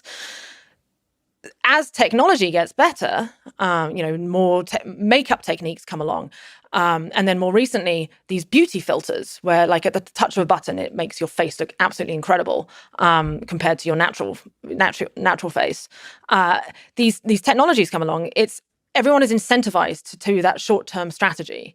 But over on net, it's bad for everyone, because now everyone is kind of feeling like they have to use these things. And these things, they make you, the reason why I talked about them in this video is because I noticed it myself. I was trying to grow my Instagram for a while. I've given up on it now. But, and I noticed these filters, how good they made me look. And I'm like, well, I know that everyone else is kind of doing it. Go subscribe to Liv's Instagram. Please, so I don't have to use the filters. Post a bunch of, make it blow up. So it's with those, you felt the pressure, actually. Exactly. These short-term incentives to do this this thing that like either sacrifices your integrity or something else in order to like stay competitive, which on aggregate turns like creates this like sort of race to the bottom spiral where everyone else ends up in a situation which is worse off than if they hadn't started, than they were before. Kind of like if like at a football stadium, like the system is so badly designed, a competitive system of like everyone sitting and having a view, that if someone at the very front stands up to get an even better view, it forces everyone else behind to like adopt that same strategy just to get to where they were before. But now everyone's stuck standing up. Like, so you need this like top-down God's eye coordination to make it go back to the better state. But from within the system, you can't actually do that. So that's kind of what this Moloch thing is. It's this thing that makes people sacrifice values in order to optimize for the winning the game in question, the short-term game. But this Moloch, can you attribute it to any one centralized source, or is it an emergent phenomena from a large collection of people? Exactly that. It's an emergent phenomena. It's a force of game theory. It's a force of bad incentives on a multi-agent system where you've got Prisoner's Dilemma is technically a kind of Moloch-y system as well, but it's just a two-player thing. But another word for Moloch is multipolar trap, where basically you just got a lot of different people all competing for some kind of prize.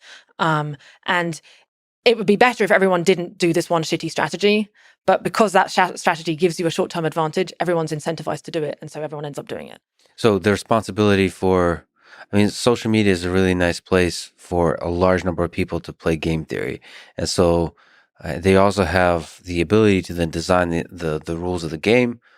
And is it on them to try to anticipate what kind of, like, to do the thing that poker players are doing, to run simulation? Ideally, that would have been great if, Mark Zuckerberg and Jack and all the Twitter founders and everyone, if they had at least just run a few simulations of how their algorithms would, different types of algorithms would turn out for society, that would have been great. That's really difficult to do that kind of deep philosophical thinking about humanity, actually. So not kind of this level of how do we optimize engagement or what brings people joy in the short term, but how is this thing going to change the way people see the world? How is it going to get morphed in iterative games played into something that will change society forever? That requires some deep thinking. I hope there's meetings like that inside companies, but I haven't seen them. That's the problem. And it's difficult because like when you're starting up a social media company, you're aware that you've got investors to please, there's bills to pay, there's only so much R&D you can afford to do. You've got all these like incredible pressures and bad incentives to get on and just build your thing as quickly as possible and start making money. And I don't think anyone intended when they built these social media platforms, and just to like preface it, so the reason why the social media is relevant because it's a very good example of like everyone these days is optimizing for clicks, whether it's the social media platforms themselves because every click gets more impressions, and impressions pay for they get advertising dollars, or whether it's individual influencers or whether it's the New York Times or whoever, they're trying to get their story to go viral. So everyone's got this bad incentive of using as you called it, the clickbait industrial complex. That's a very Moloch-y system because everyone is now using worse and worse tactics in order to like try and win this attention game. So ideally these companies would have had enough slack in the beginning in order to run these experiments to see, okay, what are the ways this could possibly go wrong for people? What are the ways that Moloch, they should be aware of this concept of Moloch and realize that whenever you have a highly competitive multi-agent system, which social media is a classic example of, millions of agents all trying to compete for likes and so on, and you try and bring all this complexity down into like very small metrics, such as number of likes, number of retweets, whatever the algorithm optimizes for, that is a like guaranteed recipe for this stuff to go wrong and become a race to the bottom. I think there should be an honesty in founders. I think there's a hunger for that kind of transparency of like, we don't know what the fuck we're doing. This is a fascinating experiment. We're all running as a human civilization. Let's try this out. Yes. And like actually just be honest about this, that we're all like these weird rats in a maze, none of us are controlling it. There's this kind of sense like the founders, the CEO of Instagram or whatever, Mark Zuckerberg, has a control, and he's like with strings playing people. No, he's at the mercy of this like everyone else. He's just like trying to do his best. and like I think putting on a smile and doing over polished videos about how Instagram and Facebook are good for you, I think is not the right way to actually ask some of the deepest questions we get to ask as a society. Right. How do we design the game such that we build a better world? I think a big part of this as well is people. There's this philosophy, particularly in Silicon Valley, of techno optimism. Technology will solve all our issues. And there's a steelman argument to that, where yes, technology has solved a lot of problems and can potentially solve a lot of future ones. But it can also, always a double-edged sword. And particularly as, technology gets more and more powerful, and we've now got like big data, and we're able to do all kinds of like psychological manipulation with it and so on. Technology is not a values neutral thing. People think, I used to always think this myself, it's like this naive view that, technology is completely neutral. It's the humans that either make it good or bad. No, to the point we're at now, the technology that we are creating, they are social technologies. They literally dictate how humans now form social groups and so on. Beyond that, it also then that gives rise to like the memes that we then like coalesce around. And that, if you have the stack that way, where it's technology driving social interaction, which then drives like mimetic culture and like which ideas become popular, that's Moloch. Mm-hmm. And we need the other way around. We need to figure out what are the good memes, what are the good values that we think we need to optimize for, that like makes people happy and healthy and like keeps society as robust and safe as possible. Then figure out what the social structure around those should be. And only then do we figure out technology. But we're doing the other way around. And, like, as much as I love, in many ways, the culture of Silicon Valley, and like, I do think that technology has, I don't want to knock it. It's done so many wonderful things for us. Same with capitalism. We have to like be honest with ourselves. We're getting to a point where we are losing control of this very powerful machine that we have created. Can you redesign the machine within the game? Can you understand the game enough? Okay, this is the game, and this is how we start to reemphasize the memes that matter, the memes that bring out the best in us. Like the way I try to be in real life and the way I try to be online is to be about kindness and love. And I feel like I'm sometimes get like criticized for being naive and all those kinds of things, but I feel like I'm just trying to live within this game. I'm trying to be authentic. Yeah, but also like, hey, it's kind of fun to do this. Like, you guys should try this too. That's like trying to redesign some aspects of the game within the game. Is that possible?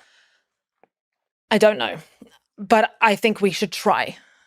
I don't think we have an option but to try. Well, the other option is to create new companies or to pressure companies or anyone who has control of the rules of the game. I think we need to be doing all of the above. I think we need to be thinking hard about what are the kind of positive, healthy memes. As Elon said, he who controls the memes controls the universe. He said that. I think he did. Yeah. But there's truth to that. Yeah. There is wisdom in that, because memes have driven history. We are a cultural species. That's what sets us apart from chimpanzees and everything else. We have the ability to learn and evolve through culture, as opposed to biology or like, classic physical constraints. And that means culture is incredibly powerful, and we can create and become victim to very bad memes or very good ones. But we do have some agency over which memes, but not only put out there, but we also like subscribe to. So I think we need to take that approach. We also need to because I don't want I'm making this video right now called The Attention Wars, which is about like how Moloch, like the media machine is this Moloch machine. Is this kind of like blind, dumb thing where everyone is optimizing for engagement in order to win their share of the attention pie. And then if you zoom out, it's really like Moloch that's pulling the strings, because the only thing that benefits from this in the end, like our information ecosystem is breaking down. Like you look at the state of the US, we're in a civil war. It's just not a physical war. It's an information war. And people are becoming more fractured in terms of what their actual shared reality is. Like truly, like an extreme left person and an extreme right person, like they literally live in different worlds in their minds at this point, and it's getting more and more amplified. And this force is like a razor blade pushing through everything. It doesn't matter how innocuous a topic is; it will find a way to split into this, bifurcated culture war, and it's fucking terrifying. Because that maximizes attention, and that's like an emergent Moloch type force, right? That takes anything, any topic, and cuts through it so that it can split nicely into two groups. One that's it's whatever. Yeah, all everyone is trying to do within the system is just maximize whatever gets them the most attention, because they're just trying to make money so they can keep their thing going, right? Yeah. And the way the best emotion for getting attention because it's not just about attention on the internet, it's engagement. That's the key thing, right? In order for something to go viral, you need people to actually engage with it. They need to like comment or retweet or whatever. And of all the emotions that there's like 7 classic shared emotions that studies have found that all humans, even from like previously uncontacted tribes, have. Some of those are negative, like sadness, disgust, anger, etc. Some are positive, happiness, excitement, and so on. The one that happens to be the most useful for the internet is anger, because anger it's such an active emotion. If you want people to engage, if someone's scared, and I'm not just like talking out my ass here, there are studies here that have looked into this. Whereas like if someone's like disgusted or fearful, they actually tend to then be like, I don't want to deal with this. So they're less likely to actually engage and share it and so on. They're just going to be like, ugh. Whereas if they're enraged by a thing, well, now they're like, that triggers all the like the old tribalism emotions. And so that's how then things get sort of spread, much more easily. They outcompete all the other memes in the ecosystem. And so this like, the attention economy, the wheels that make it go around is rage. I did a tweet. The problem with raging against the machine is that the machine has learned to feed off rage, because it is feeding off our rage. That's the thing that's now keeping it going. So the more we get angry, the worse it gets. So the Moloch in this attention, in the war of attention, is constantly maximizing rage. What it is optimizing for is engagement, and it happens to be that engagement is propaganda. It just sounds like everything is more and more things are being put through this like propagandist lens of winning whatever the war is in question, whether it's the culture war or the Ukraine war. Yeah. Well, I think the silver lining of this, do you think it's possible that in the long arc of this process, you actually do arrive at greater wisdom and more progress? It just, in the moment, it feels like people are tearing each other to shreds over ideas. But if you think about it, one of the magic things about democracy and so on is you have the blue versus red constantly fighting.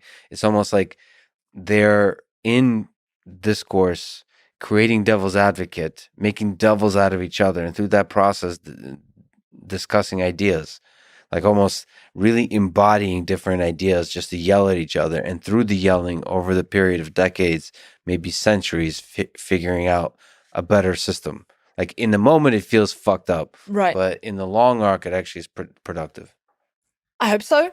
That said, we are now in the era of, just as we have weapons of mass destruction with nuclear weapons, that can break the whole playing field, we now are developing weapons of informational mass destruction, information weapons, WMDs that basically can be used for propaganda or just manipulating people however they is needed, whether that's through dumb TikTok videos or there are significant resources being put in. And I don't mean to sound like, too doom and gloom, but there are bad actors out there. That's the thing. There are plenty of good actors within the system who are just trying to stay afloat in the game, so are effectively doing Moloch-y things. But then on top of that, we have actual bad actors who are intentionally trying to like manipulate the other side into doing things. And using so because it's a digital space, they're able to use artificial actors, meaning bots. Exactly, botnets. And this is a whole new situation that we've never had before. Yeah, it's exciting. You know what I want to do? You know what I want to do that because there is, people are talking about bots manipulating and have like malicious bots that are basically spreading propaganda. I want to create like a bot army for like that, like fights that. Yeah, exactly, for love, that fights that. I mean, there's truth to fight fire with fire. It's like, but how? You always have to be careful whenever you create. Again, like Moloch is very tricky. Yeah. Hitler was trying to spread love too. Well, yeah, so we thought. But I agree with you that like that is a thing that should be considered. But there is, again, the road to hell is paved in good intentions, and there's always unforeseen outcomes, externalities of you trying to adopt a thing, even if you do it in the very best of faith. But you can learn the lessons of history. If you can run some sims on it first, absolutely. But also there's certain aspects of a system, as we've learned through history, that do better than others. Like, for example, don't have a dictator. So, like if I were to create this bot army, it's not good for me to have full control over it. Because in the beginning, I might have a good understanding of what's good and not. But over time, that starts to get deviated because I'll get annoyed at some assholes and I'll think, okay, wouldn't it be nice to get rid of those assholes? But then that power starts getting to your head. You become corrupted. That's basic human nature. So distribute the power somehow. We need a love botnet on a DAO. A DAO love botnet.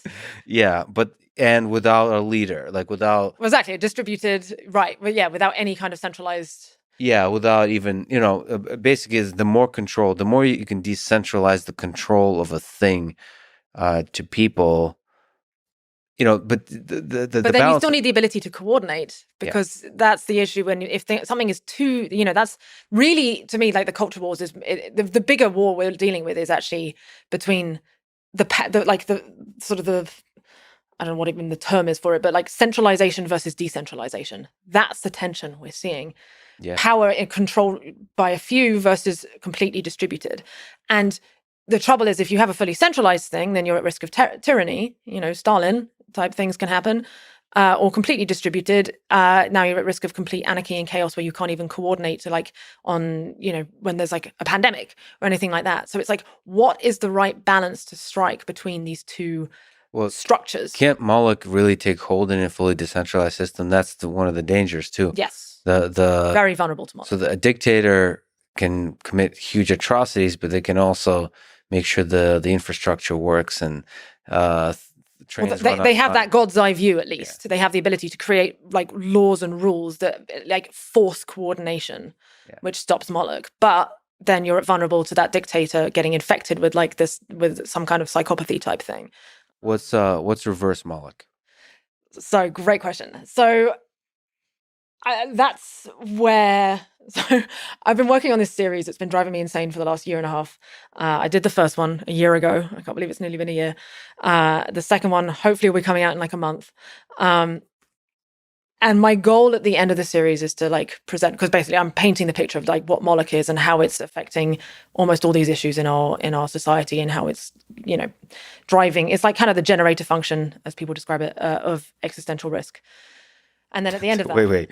The generative function of existential risk. So you're saying Moloch is sort of the engine that creates a bunch of X risks? Yes, not all of them. It's a cool phrase, generative function. It's not my phrase. It's Daniel Schmachtenberger. I got that from him. Of course. All things. It's like all roads lead back to Daniel Schmachtenberger, I think. The dude is brilliant. He's and after really, that, really it's Mark Twain. But anyway, sorry. Totally rude interruptions from me. No, it's fine. So not all X risks. So like an asteroid technically isn't, because it's it's just like this one big external thing. It's not like a competition thing going on. But synthetic biology, bioweapons, that's one, because everyone's incentivized to build, even for defense, bad viruses, just to threaten someone else, etc. Or AI, technically, the race to AGI is kind of potentially a Moloch situation. But yeah, so if Moloch is this like generator function that's driving all of these issues over the coming century that might wipe us out, what's the inverse? And so far, what I've gotten to is this character that I want to put out there called Win-Win. Because Moloch is the god of lose-lose, ultimately. It masquerades as the god of win-lose, but in reality, it's lose-lose. Everyone ends up worse off. So I was like, well, what's the opposite of that? It's win-win. And I was thinking for ages, like, what's a good name for this character? And then the more I was like, okay, well, don't try and think through it logically. What's the vibe of win-win?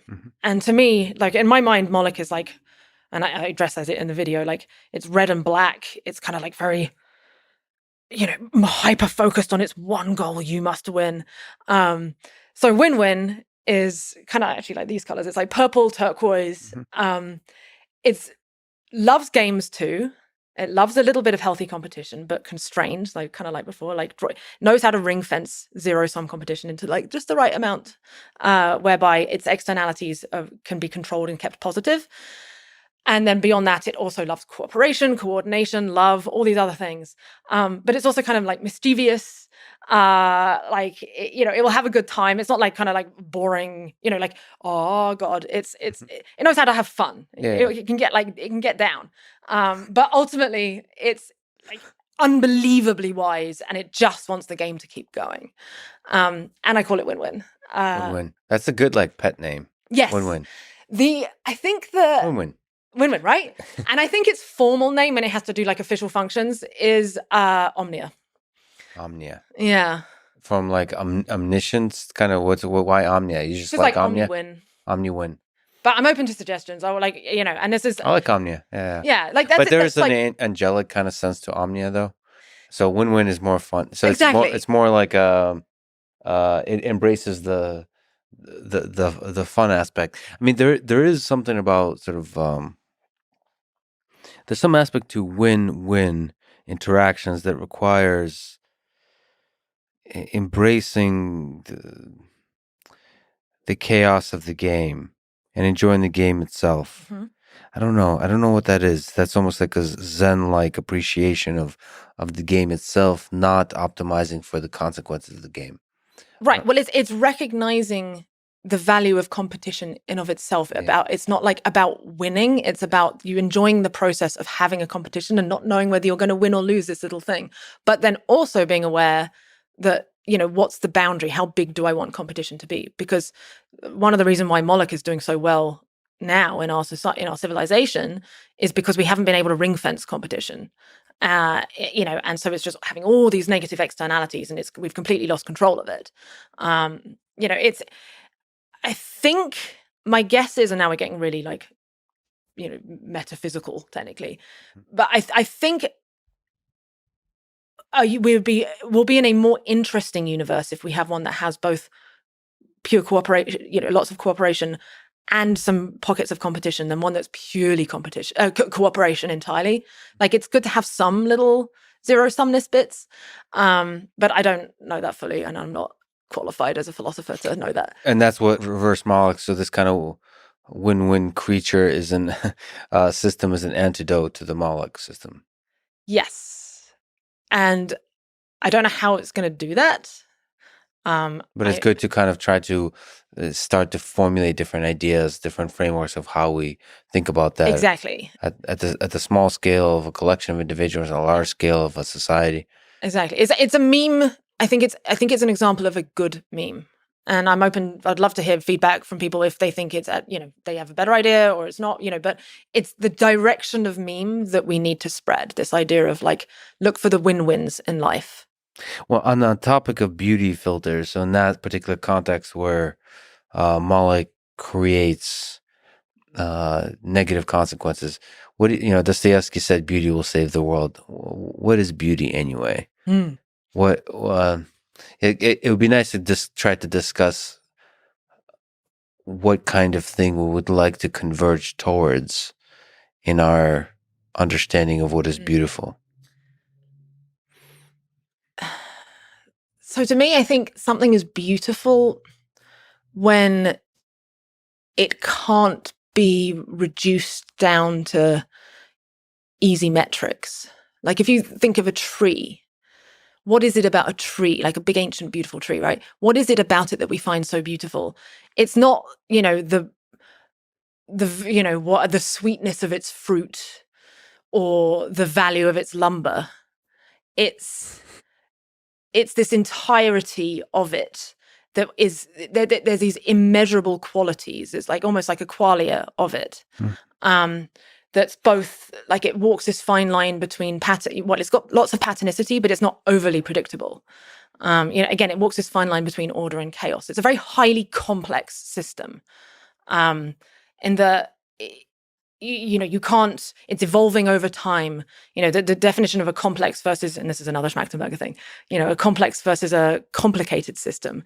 A complicated system can be sort of broken down into bits, understood, and then put back together. A complex system is kind of like a black box. It does all this crazy stuff, but if you take it apart, you can't put it back together again because there's all these intricacies. And also, very importantly, like the sum of the parts, the sum of the whole is much greater than the sum of the parts. And that's where the beauty lies, I think. And I think that extends to things like art as well. Like there's something immeasurable about it. There's something we can't break down to a narrow metric. Does that extend to humans, you think? Yeah, absolutely. So how can Instagram reveal that kind of beauty, the complexity of a human being? Good question. And this takes us back to dating sites and Goodreads, I think. Very good question. I mean, I know what it shouldn't do. It shouldn't try and right now, one of the, I was talking to like a social media expert recently because I was like, I hate such a thing as a social media expert. Oh yeah, there are like agencies out there that you can like outsource because I'm thinking about working with one to like. So I want to start a podcast. Yes. You should have done it a long time ago. Working on it. It's going to be called Win-Win. Nice. And it's going to be about this like positive sum stuff. Awesome. And the thing that, they always come back and say is like, well, you need to like figure out what your thing is. You need to narrow down what your thing is and then just follow that. Mm-hmm. Have a sort of a formula, because that's what people want. They want to know that they're coming back to the same thing. And that's the advice on YouTube, Twitter, you name it. And that's why, and the trouble with that is that it's a complexity reduction. And generally speaking, complexity reduction is bad. It's making things more, it's an oversimplification. Not that simplification is always a bad thing, but when you're trying to what is social media doing? It's trying to like encapsulate the human experience and put it into digital form and commodify it to an extent. So you do that, you compress people down into these like narrow things. And that's why I think it's kind of ultimately fundamentally incompatible with at least my definition of beauty. Yeah, it's interesting because there is some sense in which a simplification, sort of in the Einstein kind of sense, of a really complex idea, a simplification in a way that still captures some core power of an idea of a person, is also beautiful. And so maybe it's possible for social media to do that. A presentation, a sort of a slither, a slice, a look into a person's life that reveals something real about them. But in a simple way, in a way that can be displayed graphically or through words. In some way, Twitter can do that kind of thing. A very few set of words can reveal the intricacies of a person. Of course, the viral machine that spreads those words often results in people taking the thing out of context. People often don't read tweets in the context of the human being that wrote them. The full history of the tweets they've written, the education level, the humor level, the worldview they're playing around with. So all that context is forgotten, and people just see the different words. So that can lead to trouble. But in a certain sense, if you do take it in context, it reveals some kind of quirky little beautiful idea or a profound little idea from that particular person that shows something about that person. So in that sense, Twitter can be more successful. If we're talking about Mulliks, is driving a better kind of incentive Yeah, I mean, how they can, like, if we were to rewrite, is there a way to rewrite the Twitter algorithm so that it stops being the like the fertile breeding ground of the culture wars? Because that's really what it is. It's, I mean, maybe I'm giving it, Twitter too much power, but just the more I looked into it, and I had conversations with Tristan Harris from Center of Humane Technology, and he explained it as like Twitter is where you have this amalgam of human culture, and then this terribly designed algorithm that amplifies the craziest people, and the angriest, most divisive takes, and amplifies them. And then the media, the mainstream media, because all the journalists are also on Twitter, they then are informed by that, and so they draw out the stories they can from this already like very boiling lava of rage, and then spread that to their millions and millions of people who aren't even on Twitter. And so I think if I could press a button, turn them off, I probably would at this point, because I just don't see a way it being compatible with healthiness, but that's not going to happen. And so at least one way to like stem the tide and make it less Moloch-y would be to change, at least if like it was on a subscription model, then it's now not optimizing for impressions, because basically what it wants is for people to keep coming back as often as possible. That's how they get paid, right? Every time an ad gets shown to someone, and the way is to get people constantly refreshing their feed. So you're trying to encourage addictive behaviors. Whereas if someone, if they moved on to at least a subscription model, then they're getting the money either way, whether someone comes back to the site once a month or 500 times a month. They get the same amount of money. So now that takes away that incentive, to use technology, to design an algorithm that is maximally addictive. That would be one way, for example. Yeah, but you still want people to. Yeah, I just feel like that just slows down, creates friction in the virality of things. But that's good. We need to slow down virality. It's good. It's one way. Virality is Moloch, to be clear. So Moloch is always negative then? Yes. By definition. Yes. Competition, but then I disagree with you. Competition is not always negative. Competition is neutral. I disagree with you that all virality is negative then, as Moloch then. Because it's a good intuition, because we have a lot of data on virality being negative. But I happen to believe that the core of human beings, so most human beings want to be good more than they want to be bad to each other. And so I think it's possible. It might be just harder to engineer systems that enable virality, but it's possible to engineer systems that are viral, that enable virality, and the kind of stuff that rises to the top is things that are positive. And positive, not like la positive. It's more like win-win, meaning a lot of people need to be challenged. Like wise things. Yes. Yeah, you grow from it. It might challenge you. You might not like it, but you ultimately grow from it. Yes.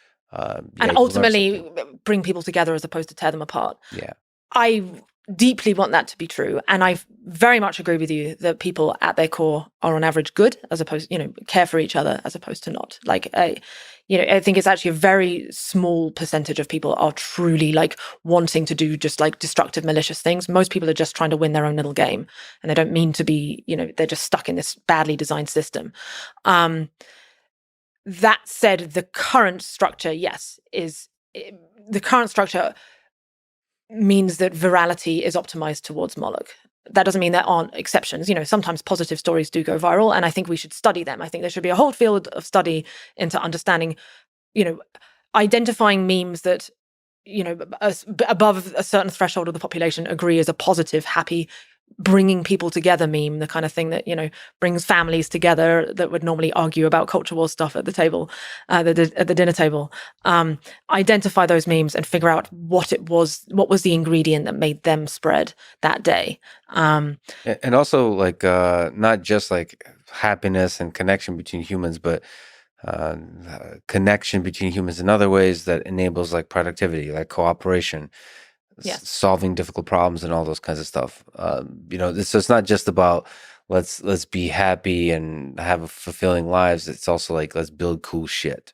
Yeah. Let's get excited. Which is the about spirit stuff. of collaboration, which is deeply anti-Moloch, right? That's it's not using competition. It's like, Moloch hates collaboration and coordination and people working together.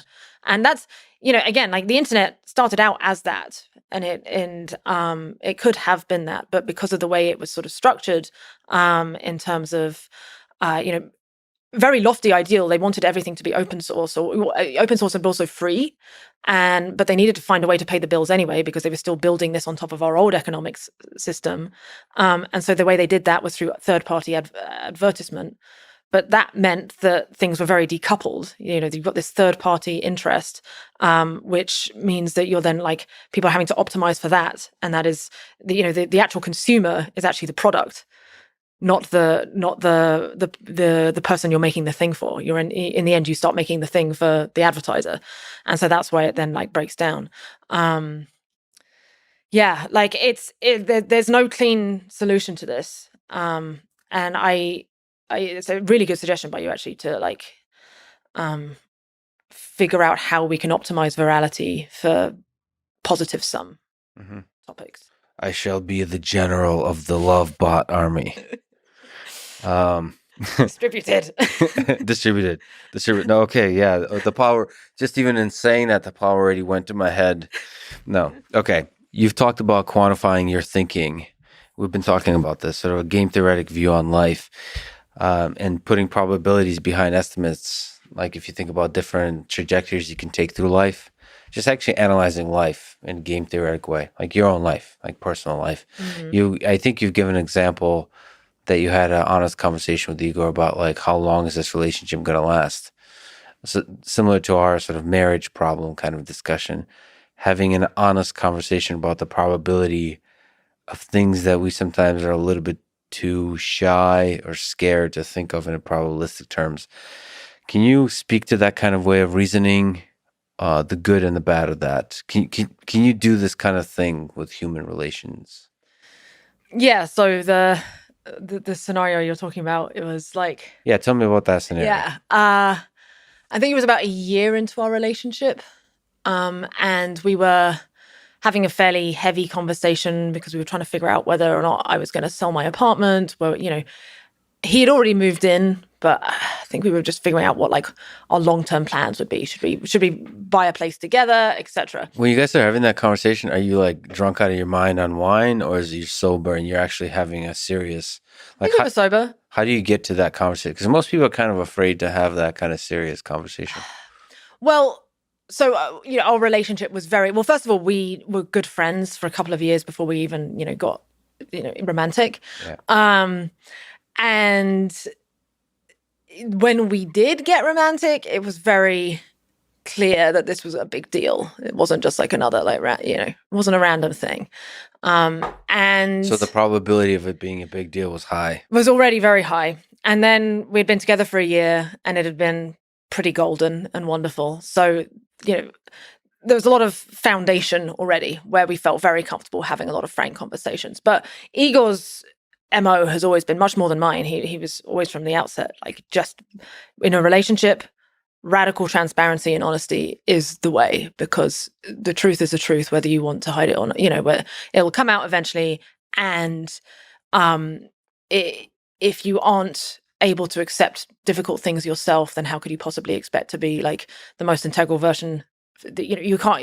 The relationship needs this bedrock of like honesty as a foundation more than anything. Yeah, that's really interesting. But I would like to push against some of those ideas. But okay, all right. But that's down the line. Yes, throw them up. I just rudely interrupt. No, that's fine. And so we'd been together for a year, and things were good, and we were having this hard conversation. And then he was like, well, okay, what's the likelihood that we're going to be together in 3 years then? Because I think it was roughly a 3-year time horizon. Yeah. And I was like, oh, interesting. And then we were like, actually, wait, before you say it out loud, let's both write down our predictions formally. Because we were just getting into like effective altruism and rationality at the time, which is all about making, formal predictions as a means of measuring your own well, your own foresight, essentially, in a quantified way. So we like both wrote down our percentages, and we also did a 1-year prediction and a 10-year one as well. So we got percentages for all three, and then we showed each other. And I remember like having this moment of like, ooh, because for the 10-year one, I was like, oh, well, I mean, I love him a lot, but like a lot can happen in 10 years, you know, and we've only been together for, you know, so I was like, I think it's over 50%, but it's definitely not 90%. And then I remember like wrestling. I was like, oh, but I don't want him to be hurt. I don't want him to, you know, I don't want to give a number lower than his. And I remember thinking, I was like, don't game it. This is an exercise in radical honesty. So just give your real percentage. And I think mine was like 75%. And then we showed each other, and luckily we were fairly well aligned. But honestly, even like if we weren't 20%, it definitely would have. If his had been consistently lower than mine, that would have rattled me for sure. Whereas if it had been the other way around, I think he would have. He's just kind of like a water off a duck's back type of guy. He'd be like, okay, well, all right, we'll figure this out. Well, did you guys provide error bars on the estimate, like the level of uncertainty? They came built in. We didn't give formal plus or minus error bars. I didn't draw any or anything like that. Well, I guess that's the question I have: is did you feel informed enough to make such decisions? Because like I feel like if I were to do this kind of thing rigorously, I would want some data. I would want to. One of the assumptions you have is you're not that different from other relationships, right? And so I want to have some data about the way you want the base rates, yeah, and also actual trajectories of relationships. I would love to have like time series data about the ways that relationships fall apart or prosper, how they collide with different life events, losses, job changes, moving. Both partners find jobs. Only one has a job. I want that kind of data, and how often the different trajectories change in life. Like how informative is your past to your future? That's a whole thing. Like, can you look at my life and have a good prediction about, in terms of my characteristics of my relationships, what that's going to look like in the future or not? I don't even know the answer to that question. I'll be very ill-informed in terms of making the probability. I would be far... Yeah, I just would be underinformed. I would be over-biasing to my prior experiences, I think. Right, but as long as you're aware of that and you're honest with yourself, and you're honest with the other person, and say, look, I have really wide error bars on this for the following reasons. Yeah. That's okay. I still think it's better than not trying to quantify it at all if you're trying to make really major, irreversible life decisions. And I feel also the romantic nature of that question. For me personally, I try to live my life thinking it's very close to 100%. Like allowing myself, actually, this is the difficulty of this, is allowing myself to think differently. I feel like has a psychological consequence. That's what's one of my pushbacks against radical honesty. Is this one particular perspective on. So you're saying you would rather give a falsely high percentage to your partner, going back to in order to sort of create this additional Phil optimism. Helmuth. Yes. Of fake it till you make it. The positive, the power of positive thinking. Hashtag positivity. Yeah. Hashtag. With the hashtag. Well, so and this comes back to this idea of useful fictions. Yeah. Right. And I agree. I don't think there's a clear answer to this, and I think it's actually quite subjective. Some people this works better for than others. Yeah. You know, to be clear, Igor and I weren't doing this formal prediction in it. Like we did it with very much tongue in cheek. Mm-hmm. It wasn't like we were going to make. I don't think it even would have drastically changed what we decided to do. Even we kind of just did it more as a fun exercise. But the consequence of that fun exercise, there was a deep honesty to it too. Exactly, it was a deep, and it was just like this moment of reflection. I'm like, oh wow, I actually have to think like through this quite critically, and so on. And it's also what was interesting was I got to like check in with what my desires were. So there was one thing of like what my actual prediction is, but what are my desires, and could these desires be affecting my predictions, and so on. And that's that's a method of rationality. And I personally don't think it loses anything in terms of, it didn't take any of the magic away from our relationship. Quite the opposite. Like, it brought us closer together because it was like we did this weird, fun thing that I appreciate a lot of people find quite strange. And I think it was somewhat, unique in our relationship that both of us are very, we both love numbers, we both love statistics, we're both poker players. So this was kind of like our safe space anyway. For others, one partner like really might not like that kind of stuff at all, in which case this is not a good exercise to do. I don't recommend it to everybody. But I do think there's, it's interesting sometimes to poke holes in probe at these things that we consider so sacred that we can't try to quantify them. But which is interesting because that's in tension with like the idea of what we just talked about with beauty and like what makes something beautiful, the fact that you can't measure everything about it. And perhaps something shouldn't be tried to measure. Maybe it's wrong to completely try and value the utilitarian, put a utilitarian frame of measuring the utility of a tree in its entirety. I don't know. Maybe we should, maybe we shouldn't. I'm ambivalent on that. But overall, people have too many biases. People are overly biased against trying to do like a quantified cost-benefit analysis on really tough life decisions. They're like, oh, just go with your gut. It's like, well, sure, but guts, our intuitions are best suited for things that we've got tons of experience in. Then we can really, trust on it if it's a decision we've made many times. But if it's like, should I marry this person or should I buy this house over that house? You only make those decisions a couple of times in your life. Maybe. Well, I would love to know. There's a balance. That probably is a personal balance to strike. Is the amount of rationality you apply to a question versus the useful fiction, the fake it till you make it. For example, just talking to soldiers in Ukraine, you ask them, "What's the probability of you winning, Ukraine winning?" Almost everybody I talk to is 100%.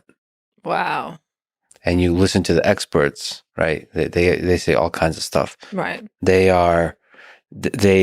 First of all, the morale there is higher than probably, and I've never been to a war zone before this, but I've read about many wars, and I think the morale in Ukraine is higher than almost anywhere I've read about. It's every single person in the country is proud to fight for their country. Wow. Everybody, not just soldiers, not everybody. Why do you think that is specifically more than, in other wars? I think because there's perhaps a dormant desire for the citizens of this country to find the identity of this country, because it's been going through this 30-year process of different factions and political bickering, and they haven't had, as they talk about, they haven't had their independence war. They say all great nations have had an independence war. They had to fight for their independence, for the discovery of the identity, of the core of the ideals that unify us. And they haven't had that. There's constantly been factions. There's been divisions.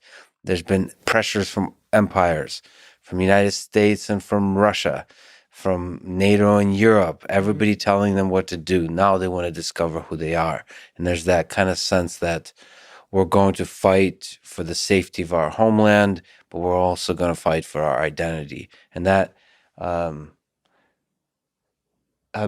top of the fact that there's just, if you look at the history of Ukraine, and there's certain other countries like this, there are certain cultures are feisty in their pride of being the citizens of that nation. Ukraine is that. Poland was that. You just look at history. In certain countries, you do not want to occupy. Right. I mean, both Stalin and Hitler talked about Poland in this way. They're like, this is a big problem. If we occupy this land for prolonged periods of time, they're going to be a pain in their ass. Like, they're not going to want to be occupied. And certain other countries are like pragmatic. They're like, well, leaders come and go. I guess this is good.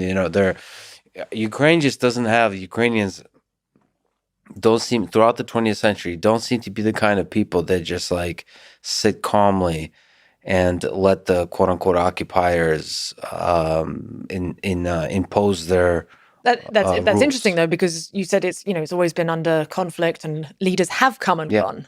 yeah. So you would expect them to actually be the opposite under that line of Yeah, reasoning. because it's a very fertile land. Mm, It's great for agriculture. right. So a lot of people want to. I mean, I think they've developed this culture because they've constantly been occupied by different people for the different peoples, and so maybe there is something to that where you've constantly had to feel like within the blood of the generations, there's this struggle for against the man, against the imposition of rules, against oppression, and all that kind of stuff, and that stays with them. So there's a will there, but a lot of other aspects are also part of it that has to do with the reverse Moloch kind of situation, where social media has definitely played a part of it.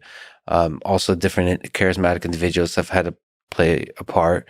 The fact that the president of the nation, Zelensky, stayed in Kiev during the invasion is a huge inspiration to them, because most leaders, as you could imagine, when the capital of the nation is under attack, the wise thing, the smart thing that the United States advised Zelensky to do is to flee and to be the leader of the nation from a distant place. Right. He said, "Fuck that! I'm staying put." Everyone around him, there was a pressure to leave, and he didn't. And that in those singular acts really can unify a nation. There's a lot of people that criticize Zelensky within Ukraine. Before the war, he was very unpopular, even still. But they put that aside for especially that singular act of staying in the capital. Yeah, a lot of those kinds of things come together to create something within people. But these things always, of course, though, like how zoomed out of a view do you want to take? Because you describe it, it's like an anti-Moloch thing happened within Ukraine because it brought the Ukrainian people together in order to fight a common enemy. Maybe that's a good thing, maybe that's a bad thing. In the end, we don't know how this is all going to play out, right? But if you zoom it out from a level, on a global level, they're coming together to, fight. That could, that could make a conflict larger. You know what I mean? I don't know what the right answer is here. It seems like a good thing that they came together.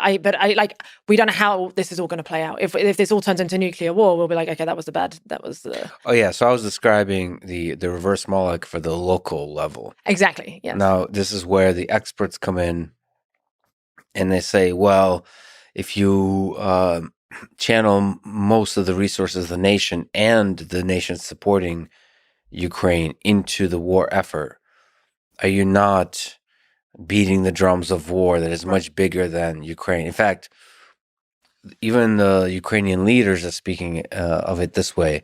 This is not a war between two nations. This is the early days of a world war if we don't play this correctly. Yes. And we need cool heads from our leaders. So from Ukraine's perspective, we need to win. Ukraine needs to win the war, because what does winning the war mean? Is coming to peace negotiations, an agreement that guarantees no more invasions, and then you make an agreement about what land belongs to who, right? And that's you stop that, and basically, from their perspective, is you want to demonstrate to the rest of the world who's watching carefully, including Russia and China and different players on the geopolitical stage, that this kind of conflict is not going to be productive, right? If you engage in it. So you want to teach everybody a lesson. Let's not do World War III. It's going to be bad for everybody. It's a lose-lose. It's a deep lose-lose. Doesn't matter. But they, and I think that's actually a correct. When I zoom out, I mean, the 99% of what I think about is just individual human beings and human lives, and just that war is horrible. But when you zoom out and think from a geopolitics perspective, we should realize that it's entirely possible that we will see a World War III in the 21st century. And this is like a dress rehearsal for that. And so the way we play this as a human civilization will define whether we do or don't have a World War III. Mm-hmm.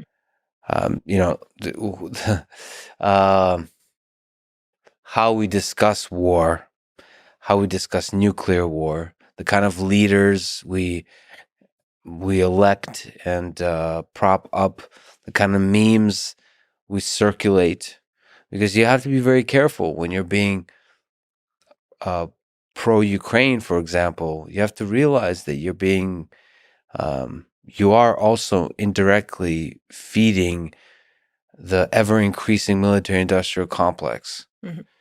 So you have to be extremely careful that when you say pro-Ukraine or pro-anybody, you're pro-human beings, not pro the machine. Exactly. That creates narratives that says it's pro-human beings, but it's actually, if you look at the raw use of funds and resources, it's actually pro making weapons and shooting bullets and dropping bombs. Right. We have to just somehow get the meme into everyone's heads that the real enemy is war itself. That's the enemy we need to defeat. And that doesn't mean to say that there isn't justification for small local scenarios, adversarial conflicts. If you have a leader who is starting wars, they're on the side of team war, basically. It's not that they're on the side of team country, whatever that country is, they're on the side of team war. So that needs to be stopped and put down. But you also have to find a way that your corrective measure doesn't actually then end up being co-opted by the war machine and creating greater war. Again, the playing field is finite. The scale of conflict is now getting so big that the weapons that can be used are so mass destructive that we can't afford another giant conflict. We won't make it. What existential threat, in terms of us not making it, are you most worried about?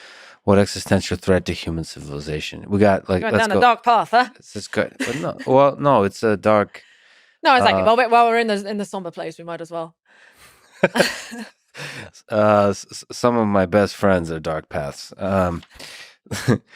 What worries you the most? We mentioned asteroids. We mentioned AGI, nuclear weapons. The one that's on my mind the most, mostly because I think it's the one where we have actually a real chance to move the needle on in a positive direction, or more specifically, stop some really bad things from happening, really dumb, avoidable things, is bio risks. So in what kind of bio? In terms There's so many fun options. Oh yeah, so many. So of course, like we have natural risks from natural pandemics, naturally occurring viruses or pathogens. And then also as time and technology goes on and technology becomes more and more democratized and, into the hands of more and more people, the risk of synthetic pathogens, and whether or not you fall into the camp of COVID was, gain of function, accidental lab leak, or whether it was purely naturally occurring. Either way, we are facing a future where synthetic pathogens or like human meddled with pathogens either accidentally get out or get into the hands of bad actors who, whether they're omnicidal maniacs, either way. And so that means we need more robustness for that. And you would think that us having this nice little dry run, which is what, as awful as COVID was, and all those poor people that died, it was still like child's play compared to what a future one could be in terms of fatality rate. And so you'd think that we would then we'd be much more robust in our pandemic preparedness. And meanwhile, the budget in the last 2 years for the US, they just did this, I can't remember the name of what the actual budget was, but it was like a multi-trillion-dollar budget that the US just set aside. And originally in that, considering that COVID cost multiple trillions to the economy, right? The original allocation in this new budget for future pandemic preparedness was 60 billion, so tiny proportion of it. That proceeded to get whittled down to like 30 billion to 15 billion, all the way down to 2 billion out of multiple trillions for a thing that has just cost us multiple trillions. We've just finished. We're not even really out of it. It basically got whittled down to nothing because for some reason people think that, all right, we've got the pandemic out the way. That was that one. And the reason for that is that people are, and I say this with all due respect to a lot of the science community, but there's an immense amount of naivety about, they think that nature is the main risk moving forward, and it really isn't.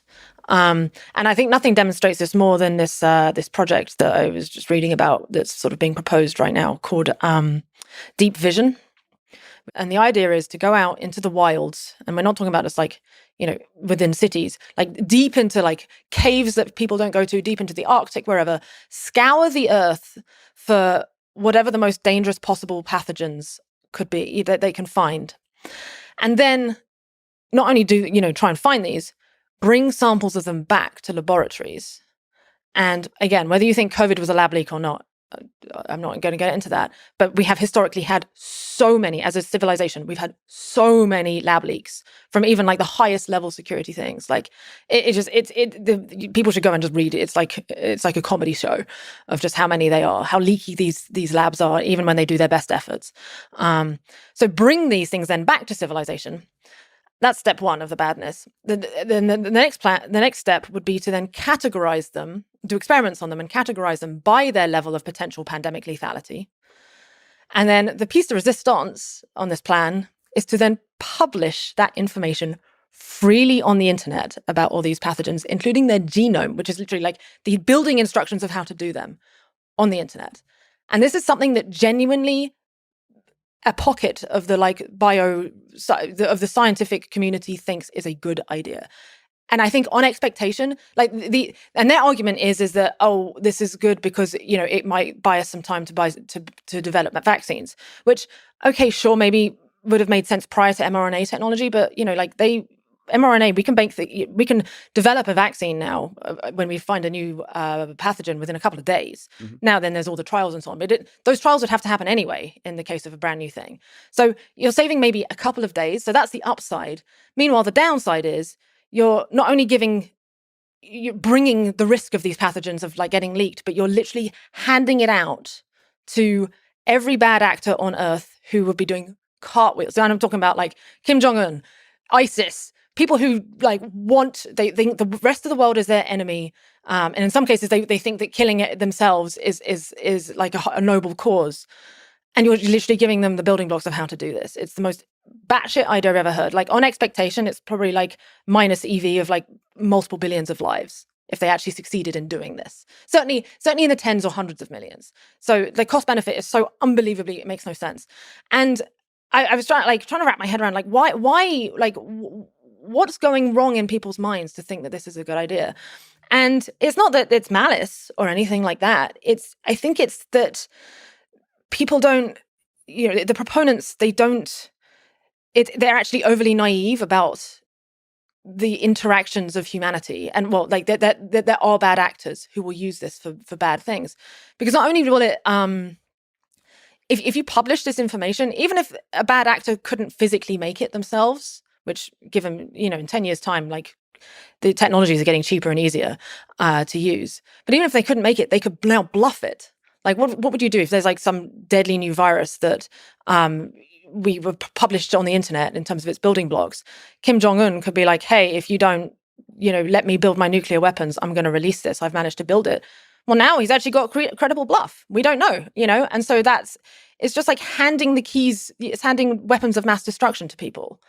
Makes no sense. I agree with you, but the possible world in which it might make sense is if the good guys, which is a whole nother problem, defining who the good guys are, but the good guys are like an order of magnitude higher competence.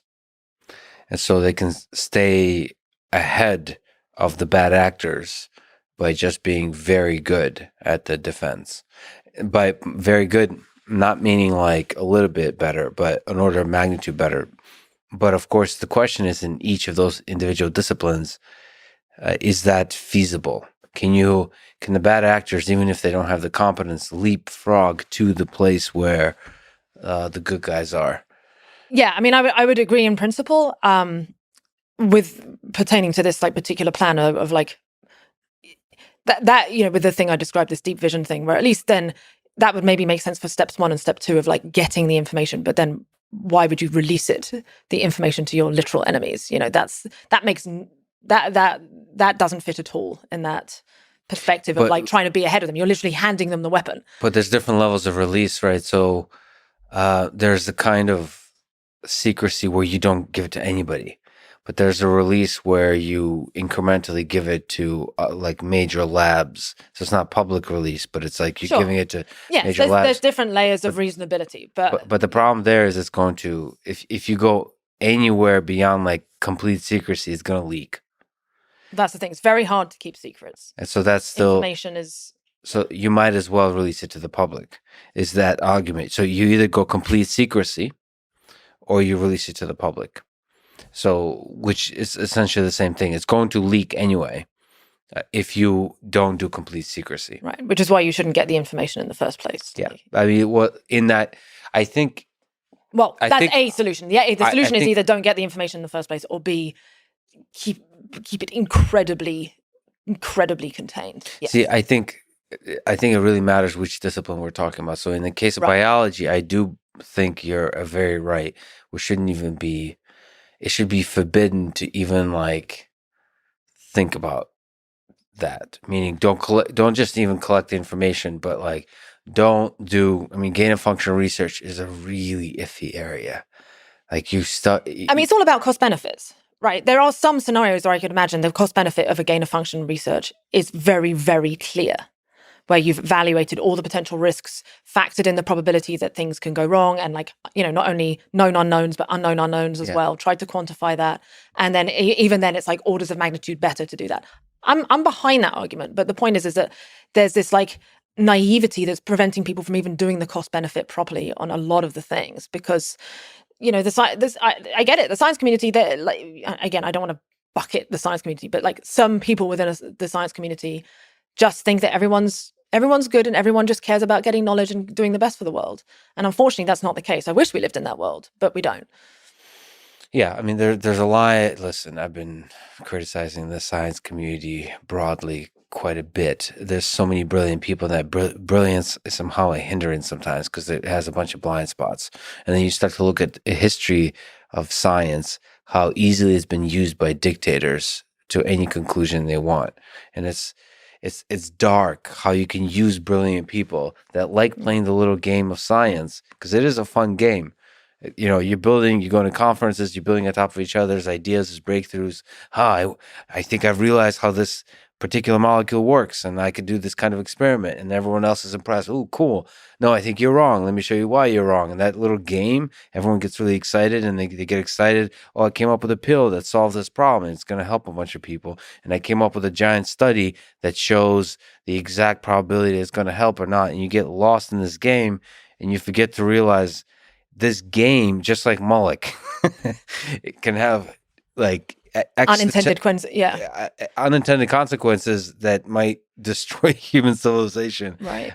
Or divide human civilization, or have dire geopolitical consequences. I mean, the effects of, it's just so. The most destructive effects of COVID have nothing to do with the biology of the virus. It seems like I could just list them forever, but like one of them is the complete distrust of public institutions.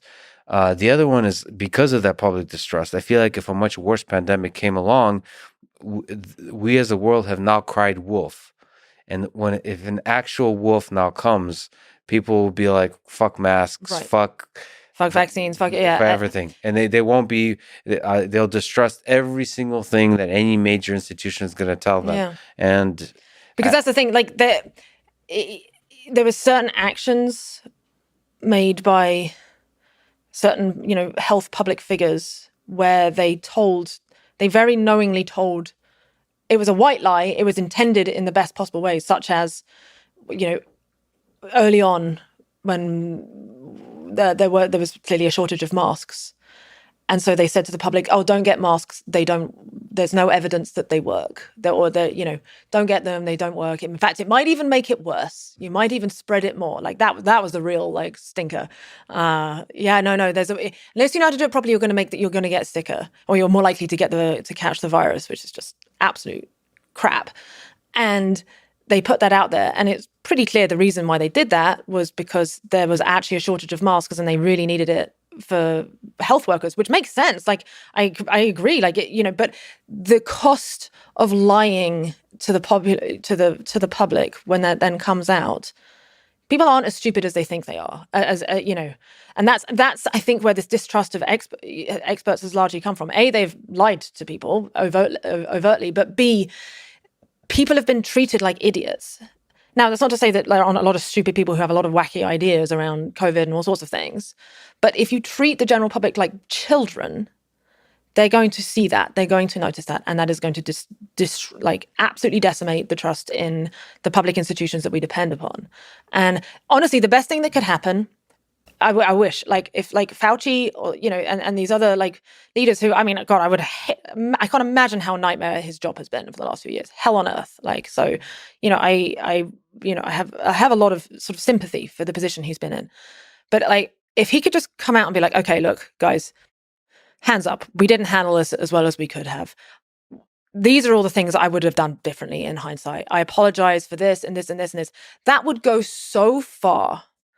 And maybe I'm being naive. Who knows? Maybe this would backfire, but I don't think it would. To someone like me, even, because I've lost trust in a lot of these things. But I'm fortunate that I at least know people who I can go to who I think are good, have good epistemics on this stuff. But if they could sort of put their hands on and go, okay, these are the spots where we screwed up. This was our reasons. Yeah, we actually told a little white lie here. We did it for this reason. We're really sorry.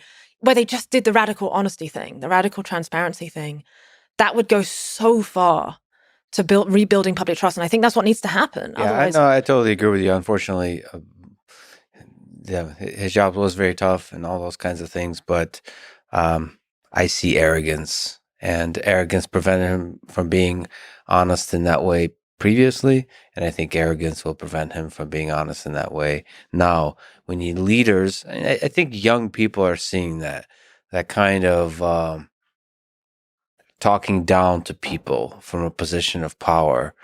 I hope is the way of the past. People really like authenticity, and they like leaders that are like a man and a woman of the people.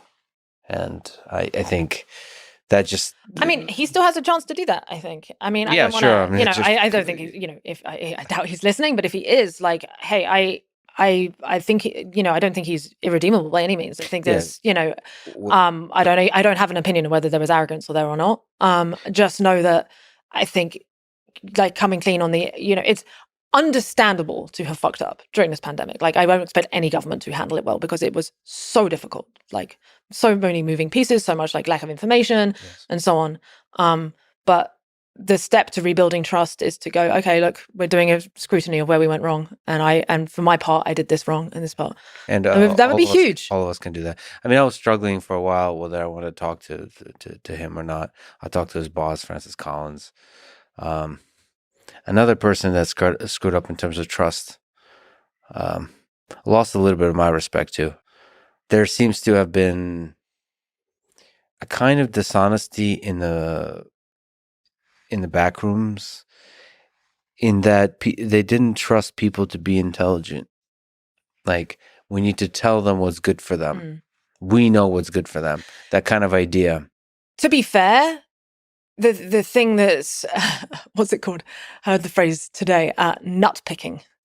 Social media does that. So you've got nitpicking. Nut picking is where the craziest, stupidest, if you have a group of people, let's say people who are vaccine, I don't like the term anti-vaxxer, people who are vaccine hesitant, vaccine speculative, what social media did, or the media, or anyone, their opponents would do is pick the craziest examples. So the ones who are like, I think I need to inject myself with motor oil up my ass or something. Yeah. Select the craziest ones and then have that beamed to, so from someone like Fauci or Francis's perspective, that's what they get, because they're getting the same social media stuff as us. They're getting the same media reports. I mean, they might get some more information, but they too are going to get the nuts portrayed to them. So they probably have a misrepresentation of what the actual public's intelligence is. Well, that like, actually, do we all? that just, yes, and that just means they're not social media savvy. So one of the skills of being on social media is to be able to filter that in your own mind, like to understand, to put into proper context. To realize that what you are seeing, social media is not anywhere near an accurate representation of humanity. Not picking all of that. And there's nothing wrong with putting motor oil up your ass. It's one of the better aspects of. Do. I do this every weekend. Okay. Where the hell did that analogy come from in my mind? Like, what? I don't know. I think we need to. There's some Freudian thing we need to deeply investigate with a therapist. Okay. What about AI? Are you worried about AGI, super intelligent systems, or paperclip maximizer type of situation? Yes, I'm definitely worried about it, but I feel kind of bipolar in that some days I wake up and I'm like, you're excited about the future. Well, exactly. I'm like, oh, wow, we can unlock the mysteries of the universe. Escape the game. And this, because I spend all my time thinking about these molecule problems that, what is the solution to them?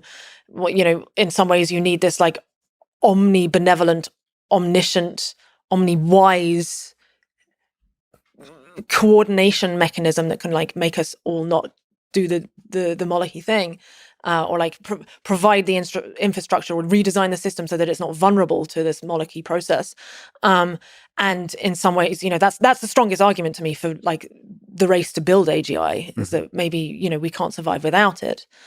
But the flip side to that is the unfortunately, now that there's multiple actors trying to build AGI, this was fine 10 years ago when it was just DeepMind, but then other companies started up and now it created a race dynamic. Now it's like the whole thing is it's got the same problem. It's like whichever company is the one that like optimizes for speed at the cost of safety will get the competitive advantage, and so we'll be the more likely the ones to build the AGI, and that's the same cycle that you're in, and there's no clear solution to that, because you can't just go like slapping, if you go and try and like stop all the different companies, then it will, the good ones will stop because they're the ones, within the West's reach, but then that leaves all the other ones to continue, and then they're even more likely. So it's like, it's a very difficult problem with no clean solution.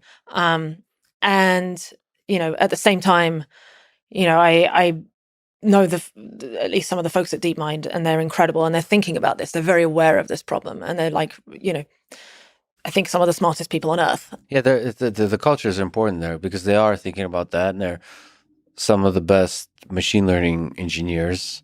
So it's possible to have a company or a community of people that are both great engineers and are thinking about the philosophical topics. Exactly. And importantly, they're also game theorists, and because this is ultimately a game theory problem. The thing, this Moloch mechanism, and like, what this rate, how do we voice arms race scenarios? You need people who aren't naive to be thinking about this. And again, like, luckily there's a lot of smart, non-naive game theorists within that group.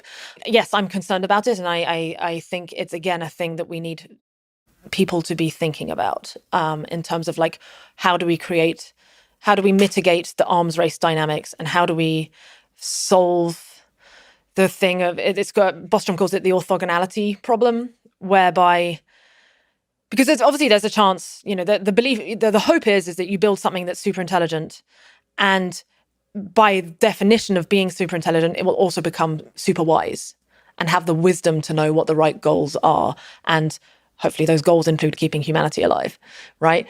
But Bostrom says that actually those two things, super intelligence and super wisdom aren't necessarily correlated. They're actually kind of orthogonal things. And how do we make it so that they are correlated? How do we guarantee it? Because we need it to be guaranteed, really, to know that we're doing the thing safely. But I think that like merging of intelligence and wisdom, at least my hope is that this whole process happens sufficiently slowly that we're constantly having these kinds of debates, that we have enough time to figure out how to modify each version of the system as it becomes more and more intelligent. Yes, buying time is a good thing, definitely. Anything that slows everything down. Everyone needs to chill out. We've got millennia to figure this out. Yeah. Or at least, well, it depends. Again, some people think that, we can't even make it through the next few decades without having some kind of omni-wise coordination mechanism. And there's also an argument to that. Yeah, I don't know. Well, there is. I'm suspicious of that kind of thinking because it seems like the entirety of human history has people in it that are like predicting doom, or just around the corner. There's something about us that is strangely attracted to that thought. It's almost like fun to think about the destruction of everything. Just objectively speaking, I've talked and listened to a bunch of people, and they are gravitating towards that. It's almost, I think it's the same thing that people love about conspiracy theories, is they love to be the person that kind of figured out some deep fundamental thing about it's going to mark something extremely important about the history of human civilization, because then I will be important. Right. When in reality, most of us will be forgotten, and life will go on. I mean, one of the sad things about whenever anything traumatic happens to you, whenever you lose loved ones, or just tragedy happens, you realize life goes on. Even after a nuclear war that will wipe out some large percentage of the population and will torture people for years to come because of the the effects of a nuclear winter, people will still survive. Life will still go on. I mean, it depends on the kind of nuclear war. Yeah. But in case of nuclear war, it will still go on. That's one of the amazing things about life. It finds a way. And so in that sense, I feel like the doom and gloom thing is well, what we don't want a self-fulfilling prophecy. Yes, that's exactly. Yes. And I very much agree with that. And I have a slight feeling from the amount of time we've spent in this conversation talking about this, because it's like, is this even a net positive if it's like making everyone feel, in some ways, like making people imagine these bad scenarios can be a self-fulfilling prophecy. But at the same time, that's weighed off with at least making people aware of the problem and gets them thinking. And I think particularly, the reason why I want to talk about this to your audience is that on average, they're the type of people who gravitate towards these kind of topics because they're intellectually curious and they can sort of sense that there's trouble brewing. Yeah. They can smell that there's, I think there's a reason that people are thinking about this stuff a lot, is because the probability for, it's increased in probability certainly over the last few years. Trajectories have not gone favorably, let's put it, since 2010. So it's right, I think, for people to be thinking about it. But that's where they're like, I think, whether it's a useful fiction or whether it's actually true or whatever you want to call it, I think having this faith, this is where faith is valuable, because it gives you at least this anchor of hope. And I'm not just saying it to trick myself. I do think there's something out there that wants us to win. Yeah. I think there's something that really wants us to win. And you just have to be kind of, okay, now I sound really crazy, but open your heart to it a little bit. Yeah. And it will give you the sort of breathing room with which to marinate on the solutions. We are the ones who have to come up with the solutions, but we can use that. There's hashtag positivity. There's value in that. Yeah, you have to kind of imagine all the destructive trajectories that lay in our future, and then believe in the possibility of avoiding those trajectories. All while, you said audience, all while sitting back, which is majority. The two people that listen to this are probably sitting on a beach, smoking some weed. God damn it. That's a beautiful sunset, or they're looking at just the waves going in and out. And ultimately, there's a kind of deep belief there in the momentum of humanity to figure it all out. I think we'll make it, but we've got a lot of work to do. What makes this whole simulation, this video game, kind of fun. This battle of Polytopia. I love those games so much. That's so good. And that one, for people who don't know, Battle of Palatopia is a big, is this really radical simplification of a civilization type of game.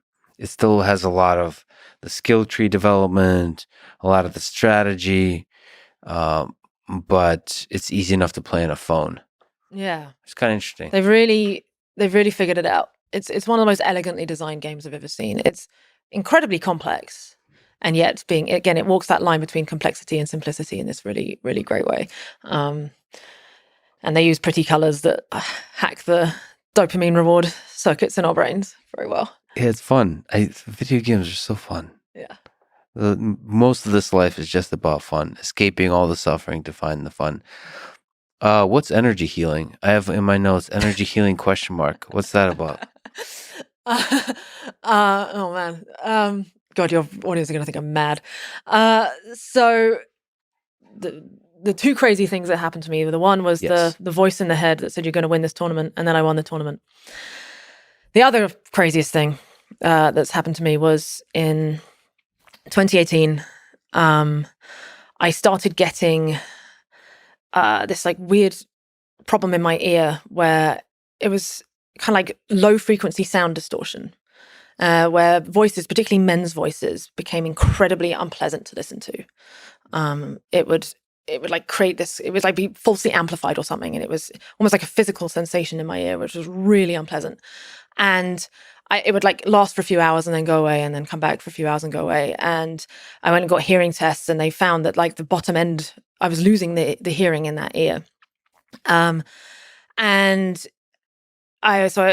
the end, the doctors said they think it was this thing called Meniere's disease, which is this very unpleasant disease where people basically end up losing their hearing, but they get this like, it often comes with like dizzy spells and other things because it's like the inner ear gets all messed up. Now, I don't know if that's actually what I had, but that's what at least one doctor said to me. But anyway, so I'd had 3 months of this going on. And it was really getting me down. I was at Burning Man, of all places. I don't mean to be that person talking about Burning Man. But I was there. And again, I'd had it and I was unable to listen to music, which is not what you want because Burning Man is a very loud, intense place. And I was just having a really rough time. And on the final night, I get talking to this girl who's like a friend of a friend. And I was like, oh, I'm really down in the dumps about this. And she's like, oh, well, I've done a little bit of energy healing. Would you like me to have a look? And I was like, sure. Now, this was, again, deep. I was, no time in my life for this. I didn't believe in any of this stuff. I was just like, it's all bullshit. It's all wooey nonsense. But I was like, sure, have a go. And she starts like with her hand and she says, oh, there's something there. And then she leans in and she starts like sucking over my ear, not actually touching me, but like close to it, like with her mouth. And it was really unpleasant. I was like, whoa, can you stop? She's like, no, there's something there. I need to get it. And I was like, no, I really don't like it. Please, this is really loud. She's like, I need to just bear with me. And she does it. And I don't know how long, for a few minutes. And then she eventually collapses on the ground, like freezing cold, crying. Not, and I'm just like, I don't know what the hell is going on. Like, I'm like thoroughly freaked out, as is everyone else watching, just like, what the hell? And we like warm her up and she was like, what? She was really shaken up. Yeah. And she's like, I don't know she said it was something very unpleasant and dark. Don't worry, it's gone. I think you'll be fine you'll have the physical symptoms for a couple of weeks and you'll be fine. But, she was like that, so I was so rattled, because the potential that actually I'd had something bad in me that made someone feel bad, and that she was scared. That was what, I was like, wait, I thought you do this is a thing. And now you're terrified, like you pulled like some kind of an exorcism or something. Like, what the fuck is going on? So it the most insane experience, and frankly it took me like a few months to sort of emotionally recover from it, but my ear problem went away about a couple of weeks later, and touch wood, I've not had any issues since. So that gives you like hints that maybe there's something out there. I mean, I don't have an explanation for this. The most probable explanation was I was at Burning Man. I was in a very open state. Let's just leave it at that. And placebo is an incredibly powerful thing and a very Yeah. not understood thing. So Almost assigning the word placebo to it reduces it down to a way that it doesn't deserve to be reduced down. Maybe there's a right, whole science of what we call placebo. Maybe there's placebo is a door. self-healing, Yeah. And I mean, I don't know what the problem was. Like, I was told it was Meniere's. I don't want to say I definitely had that, because I don't want people to think that, oh, that's how, if they do have that, because it's a terrible disease, and if they have that this is going to be a guaranteed way for it to fix it for them. I don't know. And I also and you're absolutely right to say, like, using even the word placebo is like, it comes with this like baggage of like frame. And I don't want to reduce it down. All I can do is describe the experience and what happened. I cannot put an ontological framework around it. I can't say why it happened, what the mechanism was, what the problem even was in the first place. I just know that something crazy happened, and it was while I was in an open state. And fortunately for me, it made the problem go away. But what I took away from it, again, it was part of this, this took me on this journey of becoming more humble about what I think I know. Because, as I said before, I was in the like Richard Dawkins train of atheism, in terms of there is no God, and everything like that is bullshit. We know everything. We know, the only way we can get through. We know how medicine works, and its molecules and chemical interactions and that kind of stuff. And now it's like, okay, well, there's clearly more for us to understand, and that doesn't mean that it's ascientific as well, because the beauty of the scientific method is that it still can apply to this situation. Like, I don't see why, I would like to try and test this experimentally. I haven't really, I don't know how we would go about doing that. We'd have to find other people with the same condition, I guess, and like try and repeat the experiment. But it doesn't, just because something happens that's sort of out of the realms of our current understanding, it doesn't mean that the scientific method can't be used for it. Yeah, I think the scientific method sits on a foundation of those kinds of experiences, because scientific method is a process to carve away at the mystery all around us. And experiences like this is just a reminder that we're mostly shrouded in mystery still. That's it. It's just like a humility. Like, we haven't really figured this whole thing out. But at the same time, we have found ways to act. We're clearly doing something right, because think of the technological, scientific advancements, the knowledge that we have that would blow people's minds even from 100 years ago. Yeah, and we've even allegedly gone out to space and landed on the moon. Although I have not seen evidence of the Earth being round, but I'm keeping an open mind. Speaking of which, you studied physics and astrophysics. Just to go to that, just to jump around through the fascinating life you've had. How did that come to be? Like, when did you fall in love with astronomy and space and things like this? As early as I can remember. I was very lucky that my mum and my dad, but particularly my mum, my mum is like the most nature. She is Mother Earth. It's the only way to describe her. She's like Dr. Dolittle. Animals flock to her and just like sit and look at her adoringly as she sings. Yeah, she just is Mother Earth, and she has always been fascinated by, she doesn't have any, she never went to university or anything like that. She's actually phobic of maths. If I try and get her to like, I was trying to teach her poker and she hated it. But she's so deeply curious. And that just got instilled in me when, we would sleep out under the stars whenever it was, the 2 nights a year when it was warm enough in the UK to do that. And we would just lie out there until we fell asleep, looking for satellites, looking for shooting stars. And I was just always, I don't know whether it was from that, but I've always naturally gravitated to like the biggest questions, and also the most layers of abstraction. I love just like, what's the meta question, and so on. So I think it just came from that, really. And then on top of that, like physics, it also made logical sense in that it was a degree that, well, a subject that ticked the box of being, answering these really big picture questions, but is also extremely useful. It like has a very high utility. In terms of, I didn't know necessarily. I thought I was going to become like a research scientist. My original plan was I want to be a professional astronomer. So it's not just like a philosophy degree that asks the big questions, and it's not like biology and the path to go to medical school or something like that, which is all overly pragmatic. Not overly is very They're more pragmatic. on the pragmatic side of But things. this is physics is a good combination of the two. Yeah, at least for me, it made sense, and I was good at it. I liked it. Yeah, I mean, it wasn't like I did an immense amount of soul searching to choose it or anything. It just was like this. It made the most sense. I mean, you have to make this decision in the UK age 17, which is crazy. Because in US you go the first year you do a bunch of stuff, right, and then you choose your major. Yeah, I think the first few years of college you focus on the drugs, and only as you get closer to the end do you start to think, oh shit, this wasn't about that, and I owe the government a lot of money. How many alien civilizations are out there? When you looked up at the stars with your mom and you were counting them, what's your mom think about a number of alien civilizations? I actually don't know. I would imagine she would take the viewpoint of, she's pretty humble, and she knows there's a huge number of potential spawn sites out there, so she would.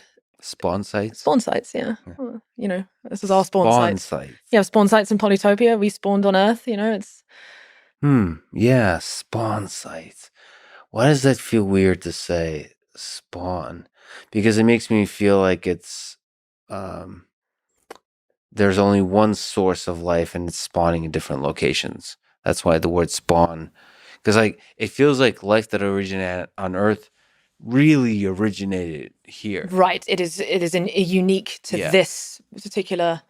Yeah, I mean, but I don't. In my mind, it doesn't exclude, that completely different forms of life and different biochemical soups can't also spawn. But I guess it implies that there's some spark that is uniform, which I kind of like the idea of it. It's and then I get to think about respawning, like after it dies. Like, what happens if life on Earth ends? Is it going to restart again? Probably not. It depends. Yeah, maybe Earth is. It depends on the type of what's the thing that kills it off, right? If it's a paperclip maximizer, not that for the example, but some kind of very self-replicating, high on the capabilities, very low on the wisdom type thing. Yeah. So whether that's gray goo, green goo, like nanobots, or just a shitty misaligned AI that thinks it needs to turn everything into paperclips. If it's something like that, then it's going to be very hard for life, complex life, because by definition, a paperclip maximizer is the ultimate instantiation of Moloch. Deeply low complexity, over-optimization on a single thing, sacrificing everything else, turning the whole world into... Although something tells me, like, if we actually take a paperclip maximizer, it destroys everything. It's a really dumb system that just envelops the whole of Earth. And the universe beyond, yeah. I didn't know that part, but okay, great. That's the thought experiment. It becomes a multiplanetary paperclip maximizer. Well, it just propagates. I mean, it depends whether it figures out how to jump the vacuum gap. But again, I mean, this is all silly because it's a hypothetical thought experiment, which I think doesn't actually have much practical application to the AI safety problem, but it's just a fun thing to play around with. But if by definition it is maximally intelligent, which means it is maximally good at navigating the environment around it in order to achieve its goal, but extremely bad at choosing goals in the first place. So again, we're talking on this orthogonality thing, right? It's very low on wisdom, but very high on capability. Then it will figure out how to jump the vacuum gap between planets and stars and so on, and thus just turn every atom it gets its hands on into paperclips. Yeah. By the way, for people who which is maximum virality, by the way, that's what virality is. But does not mean that virality is necessarily all about maximizing paperclips. In that case, it is. So for people who don't know, this is just a thought experiment example of an AI system that has a goal and is willing to do anything to accomplish that goal, including destroying all life on Earth and all human life and all of consciousness in the universe for the goal of producing a maximum number of paperclips. Okay. Or whatever its optimization function was that it was set at. But don't you think... Could be recreating Lexes. Maybe it'll tile the universe in Lex. Let's Go on. I like this So idea. No, I'm just kidding. All right. that's better. Yeah. That's more interesting than That paperclips. could be infinitely optimal if I But were to if say you ask so me, myself. it's still a bad thing because it's permanently capping Yeah. what the universe could ever be. It's like that's its end state. Or achieving the optimal that the universe could ever achieve. But that's up to different people have different perspectives on this. But don't you think within the paperclip world that would emerge, just like in the zeros and ones that make up a computer, that would emerge beautiful complexities? Like it won't suppress, as you scale to multiple planets and throughout, there'll emerge these little worlds that on top of the fabric of maximizing paperclips, there will be that would emerge like little societies of paperclip. Well, then we're not describing a paperclip maximizer anymore because like if you think of what a paperclip is, it is literally just a piece of bent iron. Yes. Right. So if it's maximizing that throughout the universe, it's taking every atom it gets its hand on into somehow turning it into iron or steel, Yeah. and then bending it into that shape and then done and on. By definition, like paperclips, there is no way for, well, okay, so you're saying that paperclips somehow will just emerge and create through gravity or something. No. Because there's a dynamic element to the whole system. It's not just, it's creating those paperclips. And the act of creating, there's going to be a process. And that process will have a dance to it. Because it's not like sequential thing. There's a whole complex three-dimensional system of paperclips.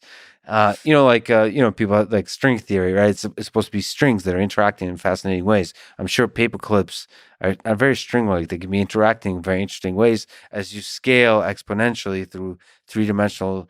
I mean, I'm sure the paperclip maximizer has to come up with a theory of everything. It has to create like wormholes, right? It has to break it has to understand quantum mechanics. I love your optimism. This is where I'd say this. We're going into the realm of pathological optimism, whereby it's.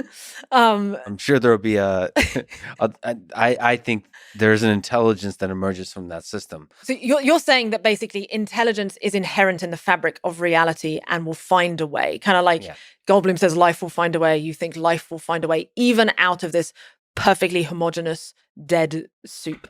It's not perfectly homogeneous. It's perfectly maximal in the production. I don't know why people keep thinking it's homogeneous. It maximizes the number of paperclips. That's the only thing. It's not trying to be homogeneous. It's trying to maximize paperclips. So you're saying that because kind of like in the Big Bang, or it seems like there were clusters. There was more stuff here than there. That was enough of the patternicity that kickstarted the evolutionary process. It's the little weirdnesses that will make it beautiful. Out of complexity emerges. Interesting. Okay. Well, so how does that line up then with the whole heat death of the universe, right? Because that's another sort of instantiation of this. It's like everything becomes so far apart and so cold and so perfectly mixed that it's like homogeneous grayness. Mm-hmm. Do you think that even out of that homogeneous grayness where there's no negative entropy, that there's no free energy that we understand, even from that new stuff the paperclip maximizer or any other intelligent systems will figure out ways to travel to other universes to create big bangs within those universes, or through black holes to create whole other worlds, to break what we consider are the limitations of physics.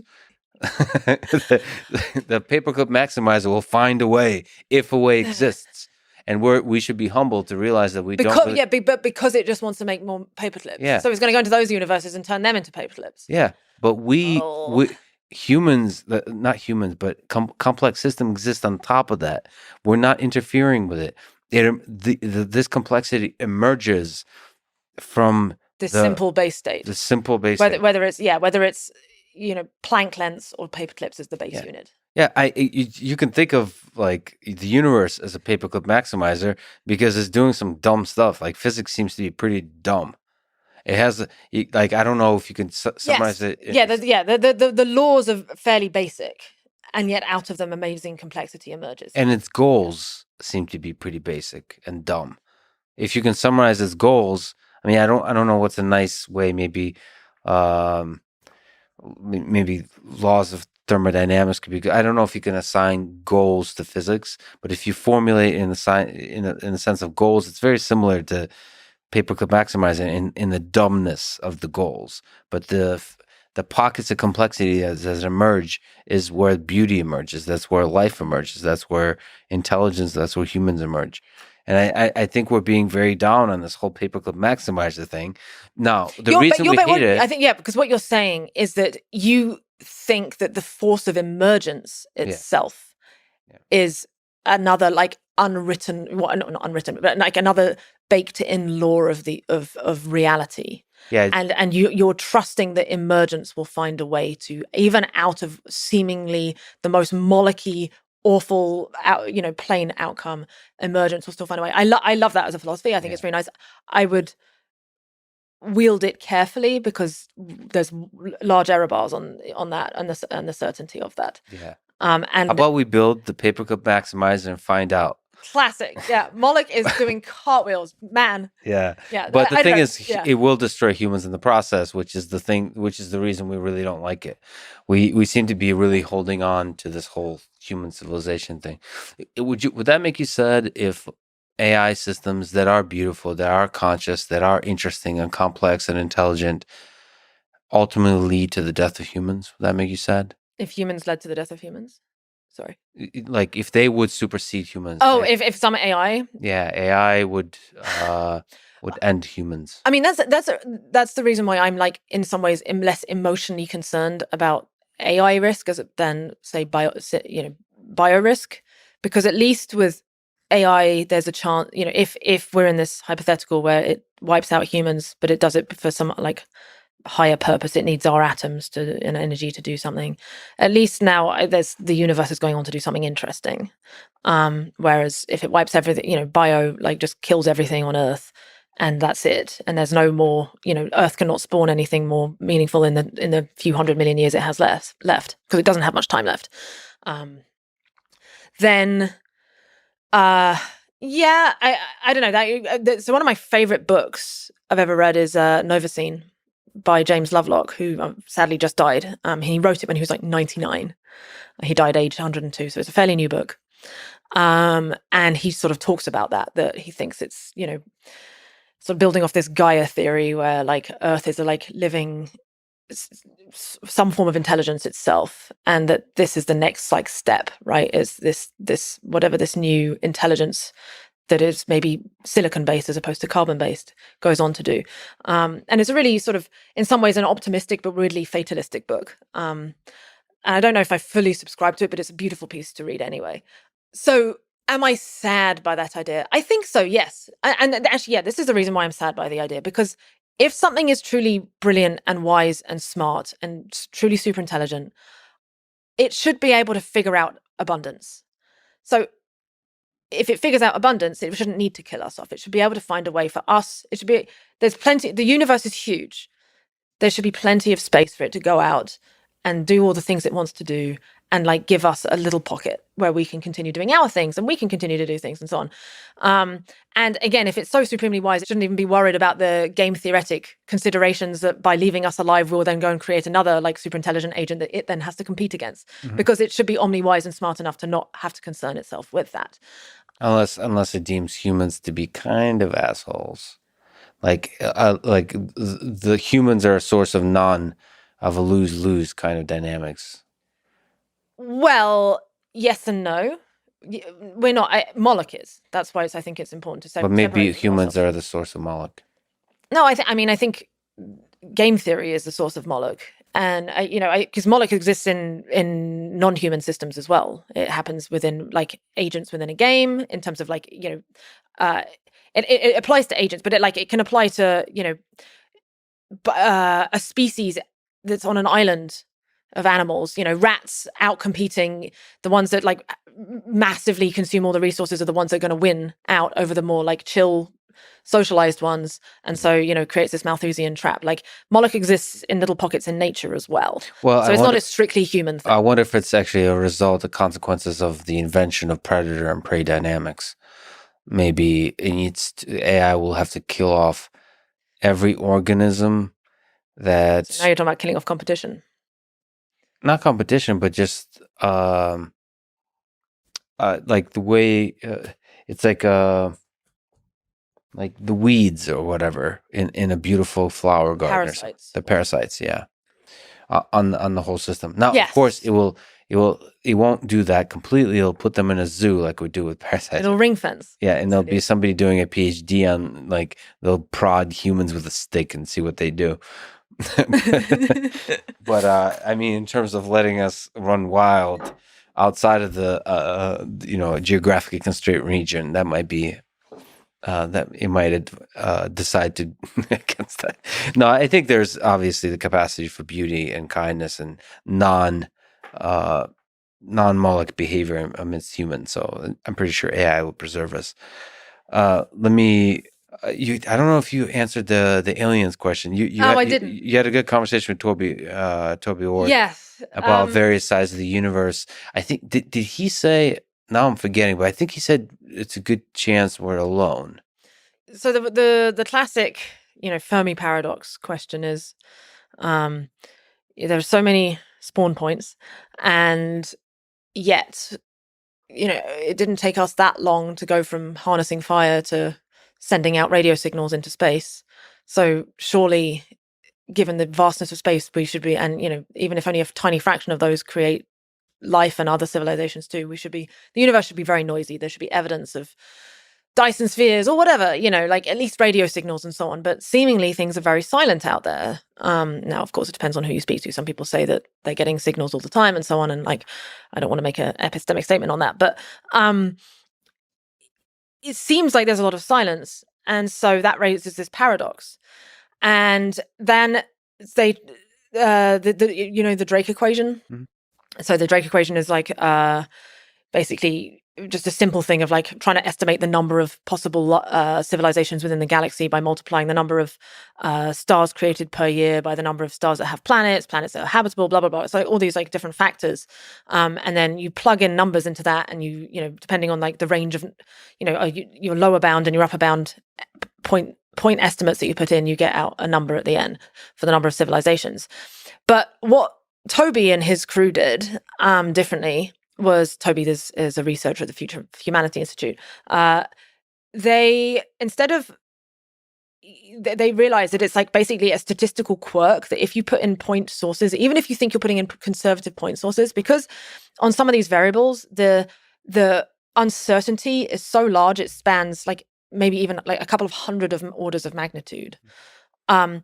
By putting in point sources, it's always going to lead to overestimates.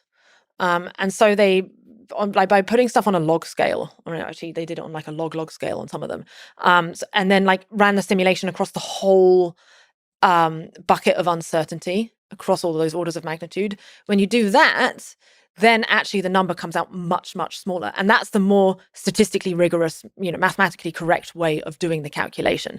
It's still a lot of hand waving. As science goes, it's like definitely, just waving. I don't know what an analogy is, but it's hand wavy. Anyway,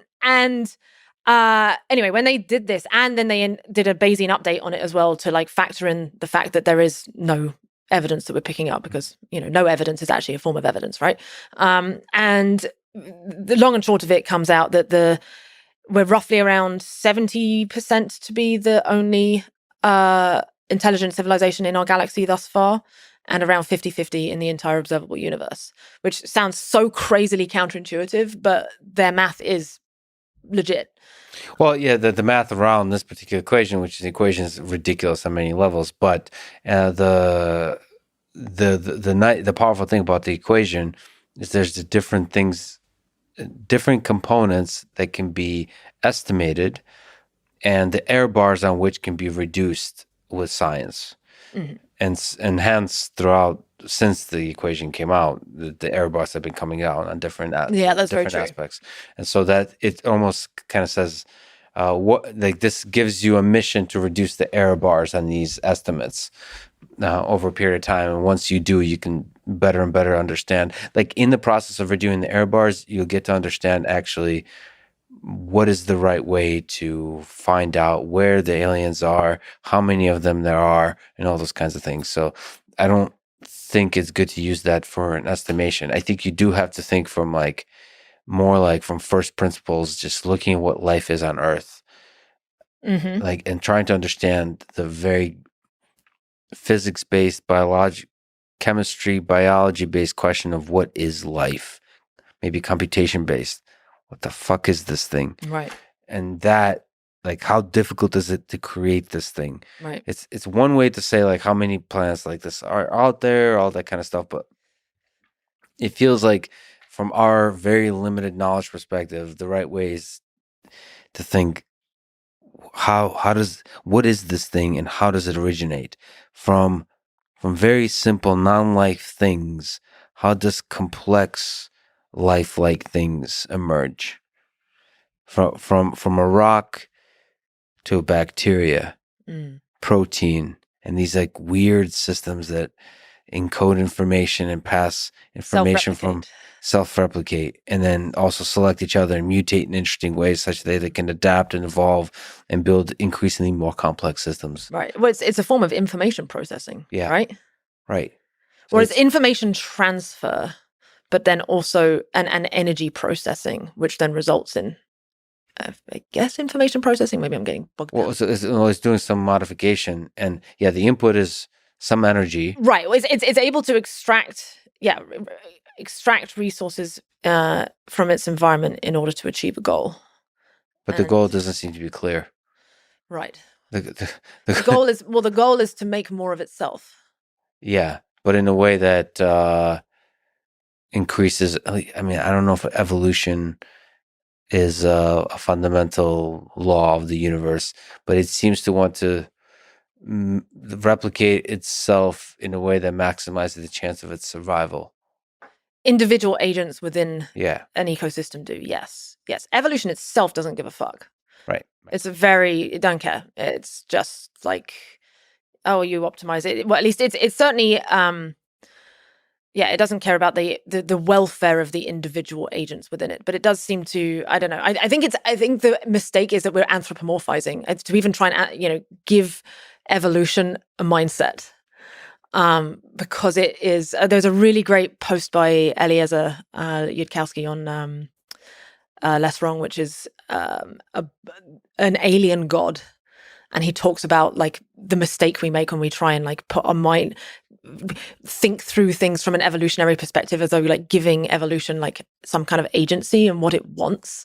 Worth reading. But I would like to say that, having interacted with a lot of really smart people that say that anthropomorphization is a mistake, I would like to say that saying that anthropomorphization is a mistake. I think there's a lot of power in anthropomorphization.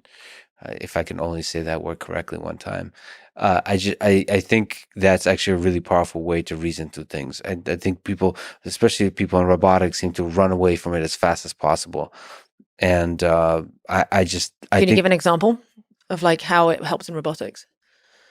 Oh, in that our world is a world of humans, and to see robots as fundamentally just tools runs away from the fact that we live in a dynamic world of humans. That like all these game theory systems we've talked about, that a robot that ever has to interact with humans, and I don't mean like intimate friendship interaction, I mean in a factory setting where it has to deal with the uncertainty of humans, all that kind of stuff, you have to acknowledge that the robot's behavior has an effect on the human.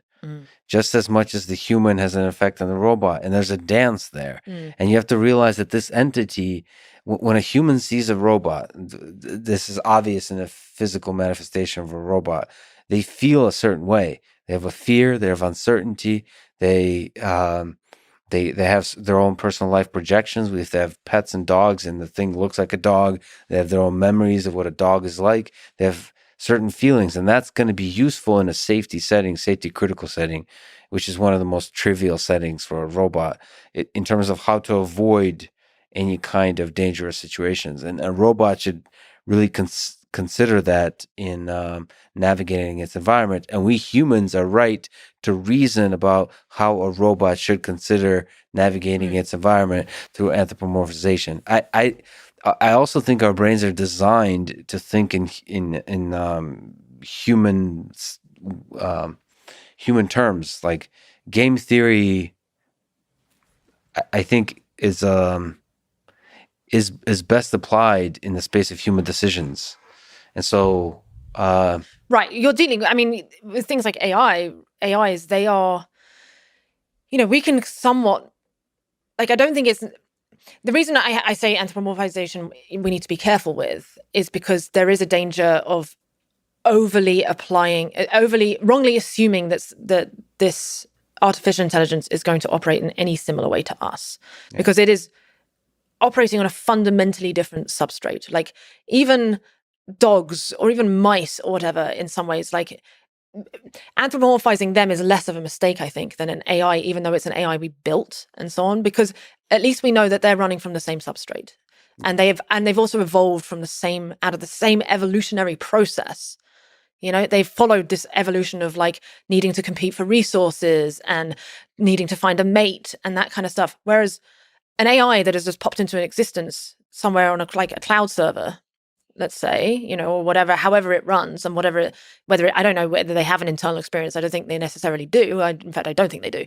But the point is that to try and apply any kind of modeling of like thinking through problems and decisions in the same way that we do has to be done extremely carefully, because they are like, they're so alien. Their method of whatever their form of thinking is just so different, because they've never had to evolve, in the same way. Yeah, I was beautifully put. I was just playing devil's advocate. I do think in certain contexts, anthropomorphization is not going to hurt you. Yes. Engineers run away from it too fast. But I can see that. But for the most point, you're right.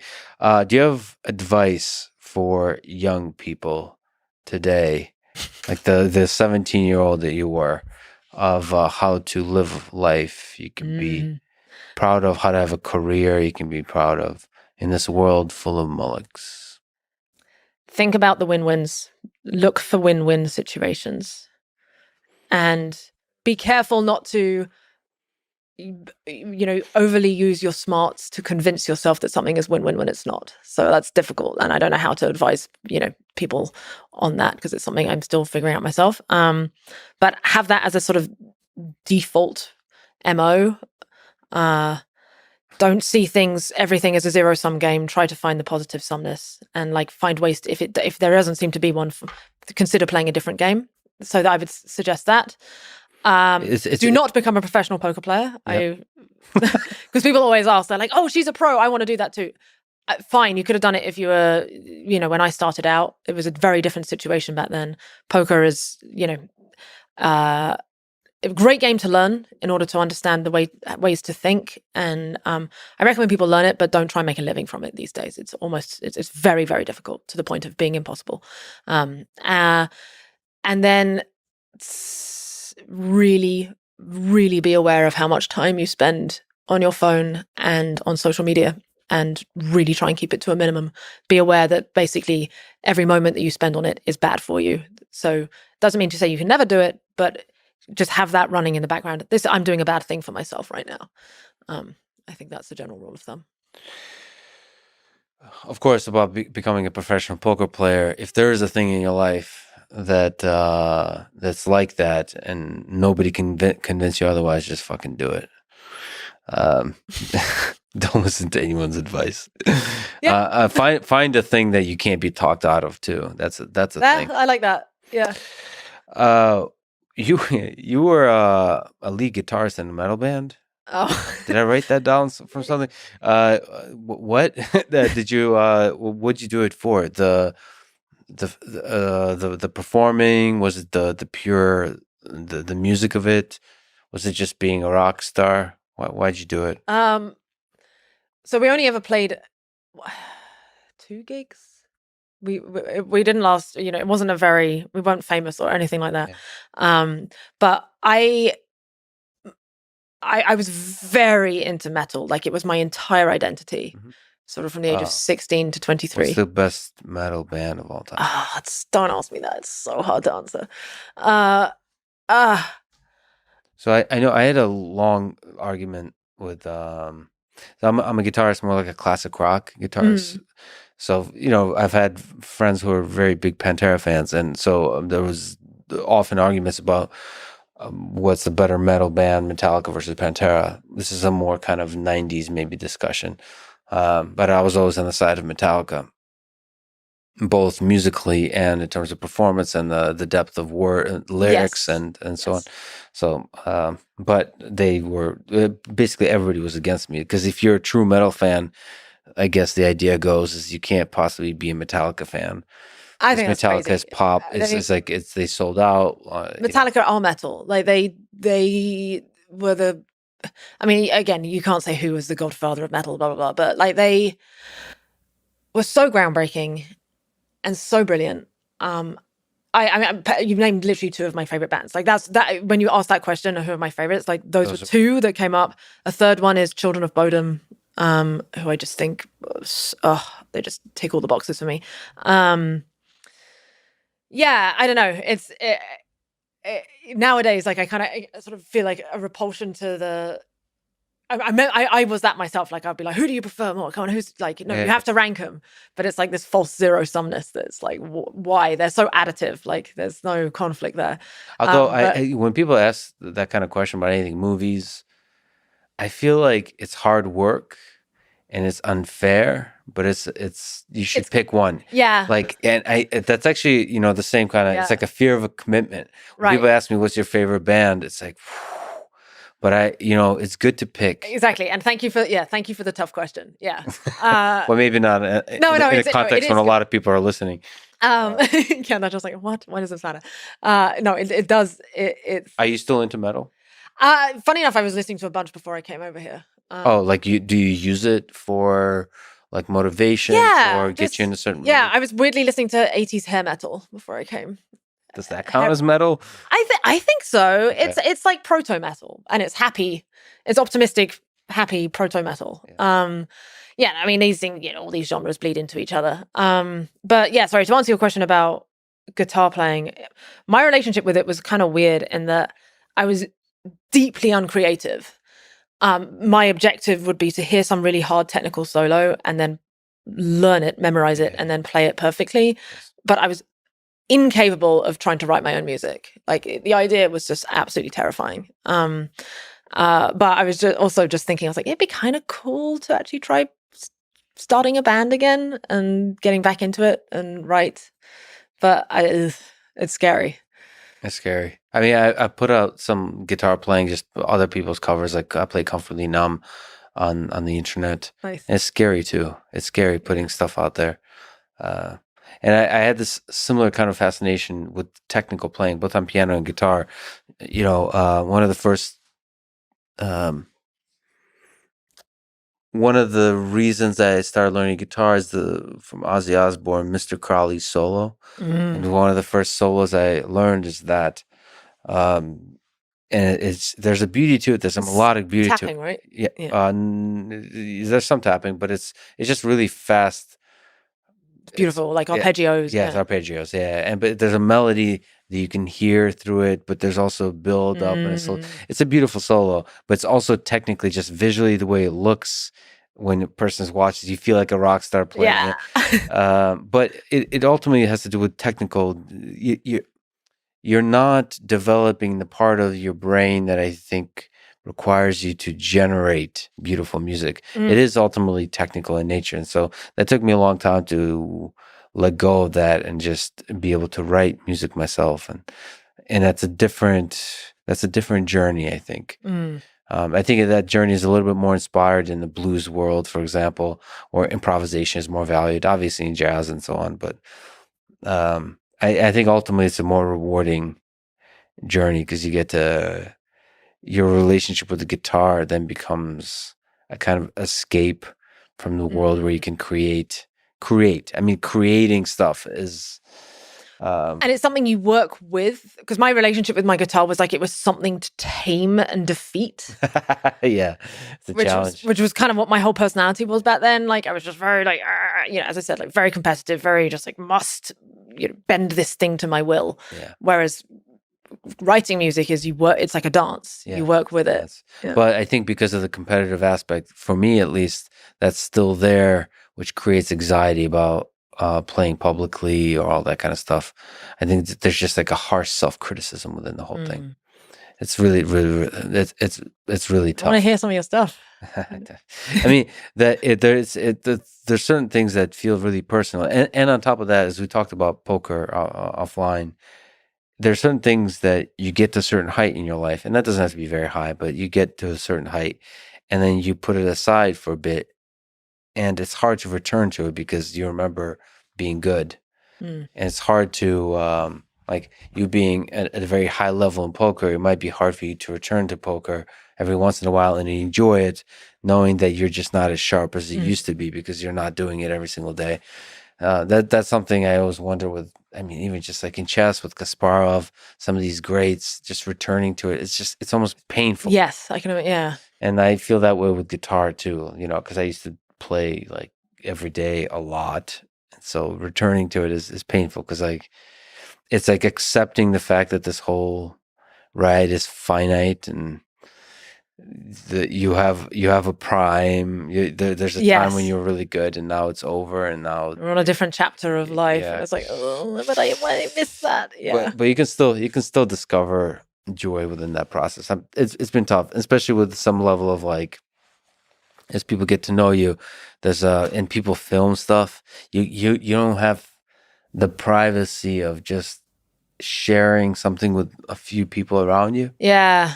That's a beautiful privacy that That's a good point. With the internet, it just gets disappearing. Yeah, that's a really good point. Yeah. But all those pressures aside, if you can step up and still enjoy the fuck out of a good musical performance. What do you think is the meaning of this whole thing? What's the meaning of life? Oof. Wow. It's in your name, as we talked about. You have to live up. Do you feel the requirement to have to live up to your name? Because live? Yeah. No, because I don't see it. I mean, again, it's kind of like, no, I don't know. And as we talked because my about- full name is Olivia. Yeah. So I can retreat in that and be like, oh, Olivia, what does that even mean? Live up to live. And No, also I can't say I and do then- because I've never thought of it that way. Okay. And then your name backwards is evil. That's what we Yes. also talked about. There's like layers. I feel the urge to live up to that, to be the inverse of evil. Yeah. Or even better, because I don't think is the inverse of evil good, or is good something completely separate to that? I think my intuition says it's the latter, but I don't know. Anyway, again, getting in the weeds. What is the meaning of all this? Of life. Why are we here? I think to explore, have fun, and understand, and make more of here, and to keep the game going. Of here? More of here? More of this, whatever this is? More of experience. Just to have more of experience, and ideally positive experience, and more complex, to, I guess, try and put it into a sort of vaguely scientific term, make it so that the length of code required to describe the universe is as long as possible, and that, highly complex and therefore interesting. Because again, like, I know, we bang the metaphor to death, but like tiled with X, tiled with paper clips doesn't require that much of a code to describe. Obviously, maybe something emerges from it, but at that steady state, assuming a steady state, it's not very interesting. Whereas it seems like our universe is over time becoming more and more complex and interesting. There's so much richness and beauty and diversity on this earth, and I want that to continue and get more. I want more diversity, and in the very best sense of that word, is to me the goal of all this. Yeah, and somehow have fun in the process. Yes. Because we do create a lot of fun things along, sort of in this creative force, and all the beautiful things we create. Somehow there's like funness to it, and perhaps that has to do with the finiteness of life, the finiteness of all these experiences, which is what makes them kind of unique. Like the fact that they end. There's this whatever it is, falling in love, or creating a piece of art, or creating a bridge, or creating a rocket or creating a, I don't know, just the businesses that do that build something or solve something. Mm. The fact that it is born and it dies somehow embeds it with fun, with joy for the people involved. I don't know what that is. The finiteness of it. It can do. Some people struggle with a big thing I think that one has to learn is being okay with things coming to an end. And in terms of like projects and so on, right? People cling on to things beyond what they're meant to be doing, beyond what is reasonable. And I'm going to have to come to terms with this podcast coming to an end. I really enjoy talking to you. I think it's obvious, as we've talked about many times, you should be doing a podcast. You're already doing a lot of stuff publicly to the world, which is awesome. And you're a great educator. You're a great mind. You're a great intellect. But it's also this whole medium of just talking is also it is fun. Good. It's a fun one. It really is good. And it's just, it's nothing but like, it's just so much fun. And you can just get into so many, there's the space to just explore and see what comes and emerges. And to understand yourself better. And if you're talking to others, to understand them better. Yeah. And together with them. I mean, you should do your own podcast, but you should also do a podcast with C, as we talked about. Because the two of you have such different minds that like melt together in just hilarious ways, fascinating ways. Just the tension of ideas there is really powerful. But in general, I think you got a beautiful voice. So thank you so much for talking today. Thank you for being a friend. Thank you for honoring me with this conversation and with your valuable time. Thanks, Liv. Thank you. Thanks for listening to this conversation with Liv Boeree. To support this podcast, please check out our sponsors in the description. And now, let me leave you with some words from Richard Feynman. I think it's much more interesting to live not knowing than to have answers which might be wrong. I have approximate answers and possible beliefs and different degrees of uncertainty about different things. But I'm not absolutely sure of anything. And there are many things I don't know anything about, such as whether it means anything to ask why we're here. I don't have to know the answer. I don't feel frightened not knowing things, by being lost in a mysterious universe without any purpose, which is the way it really is, as far as I can tell.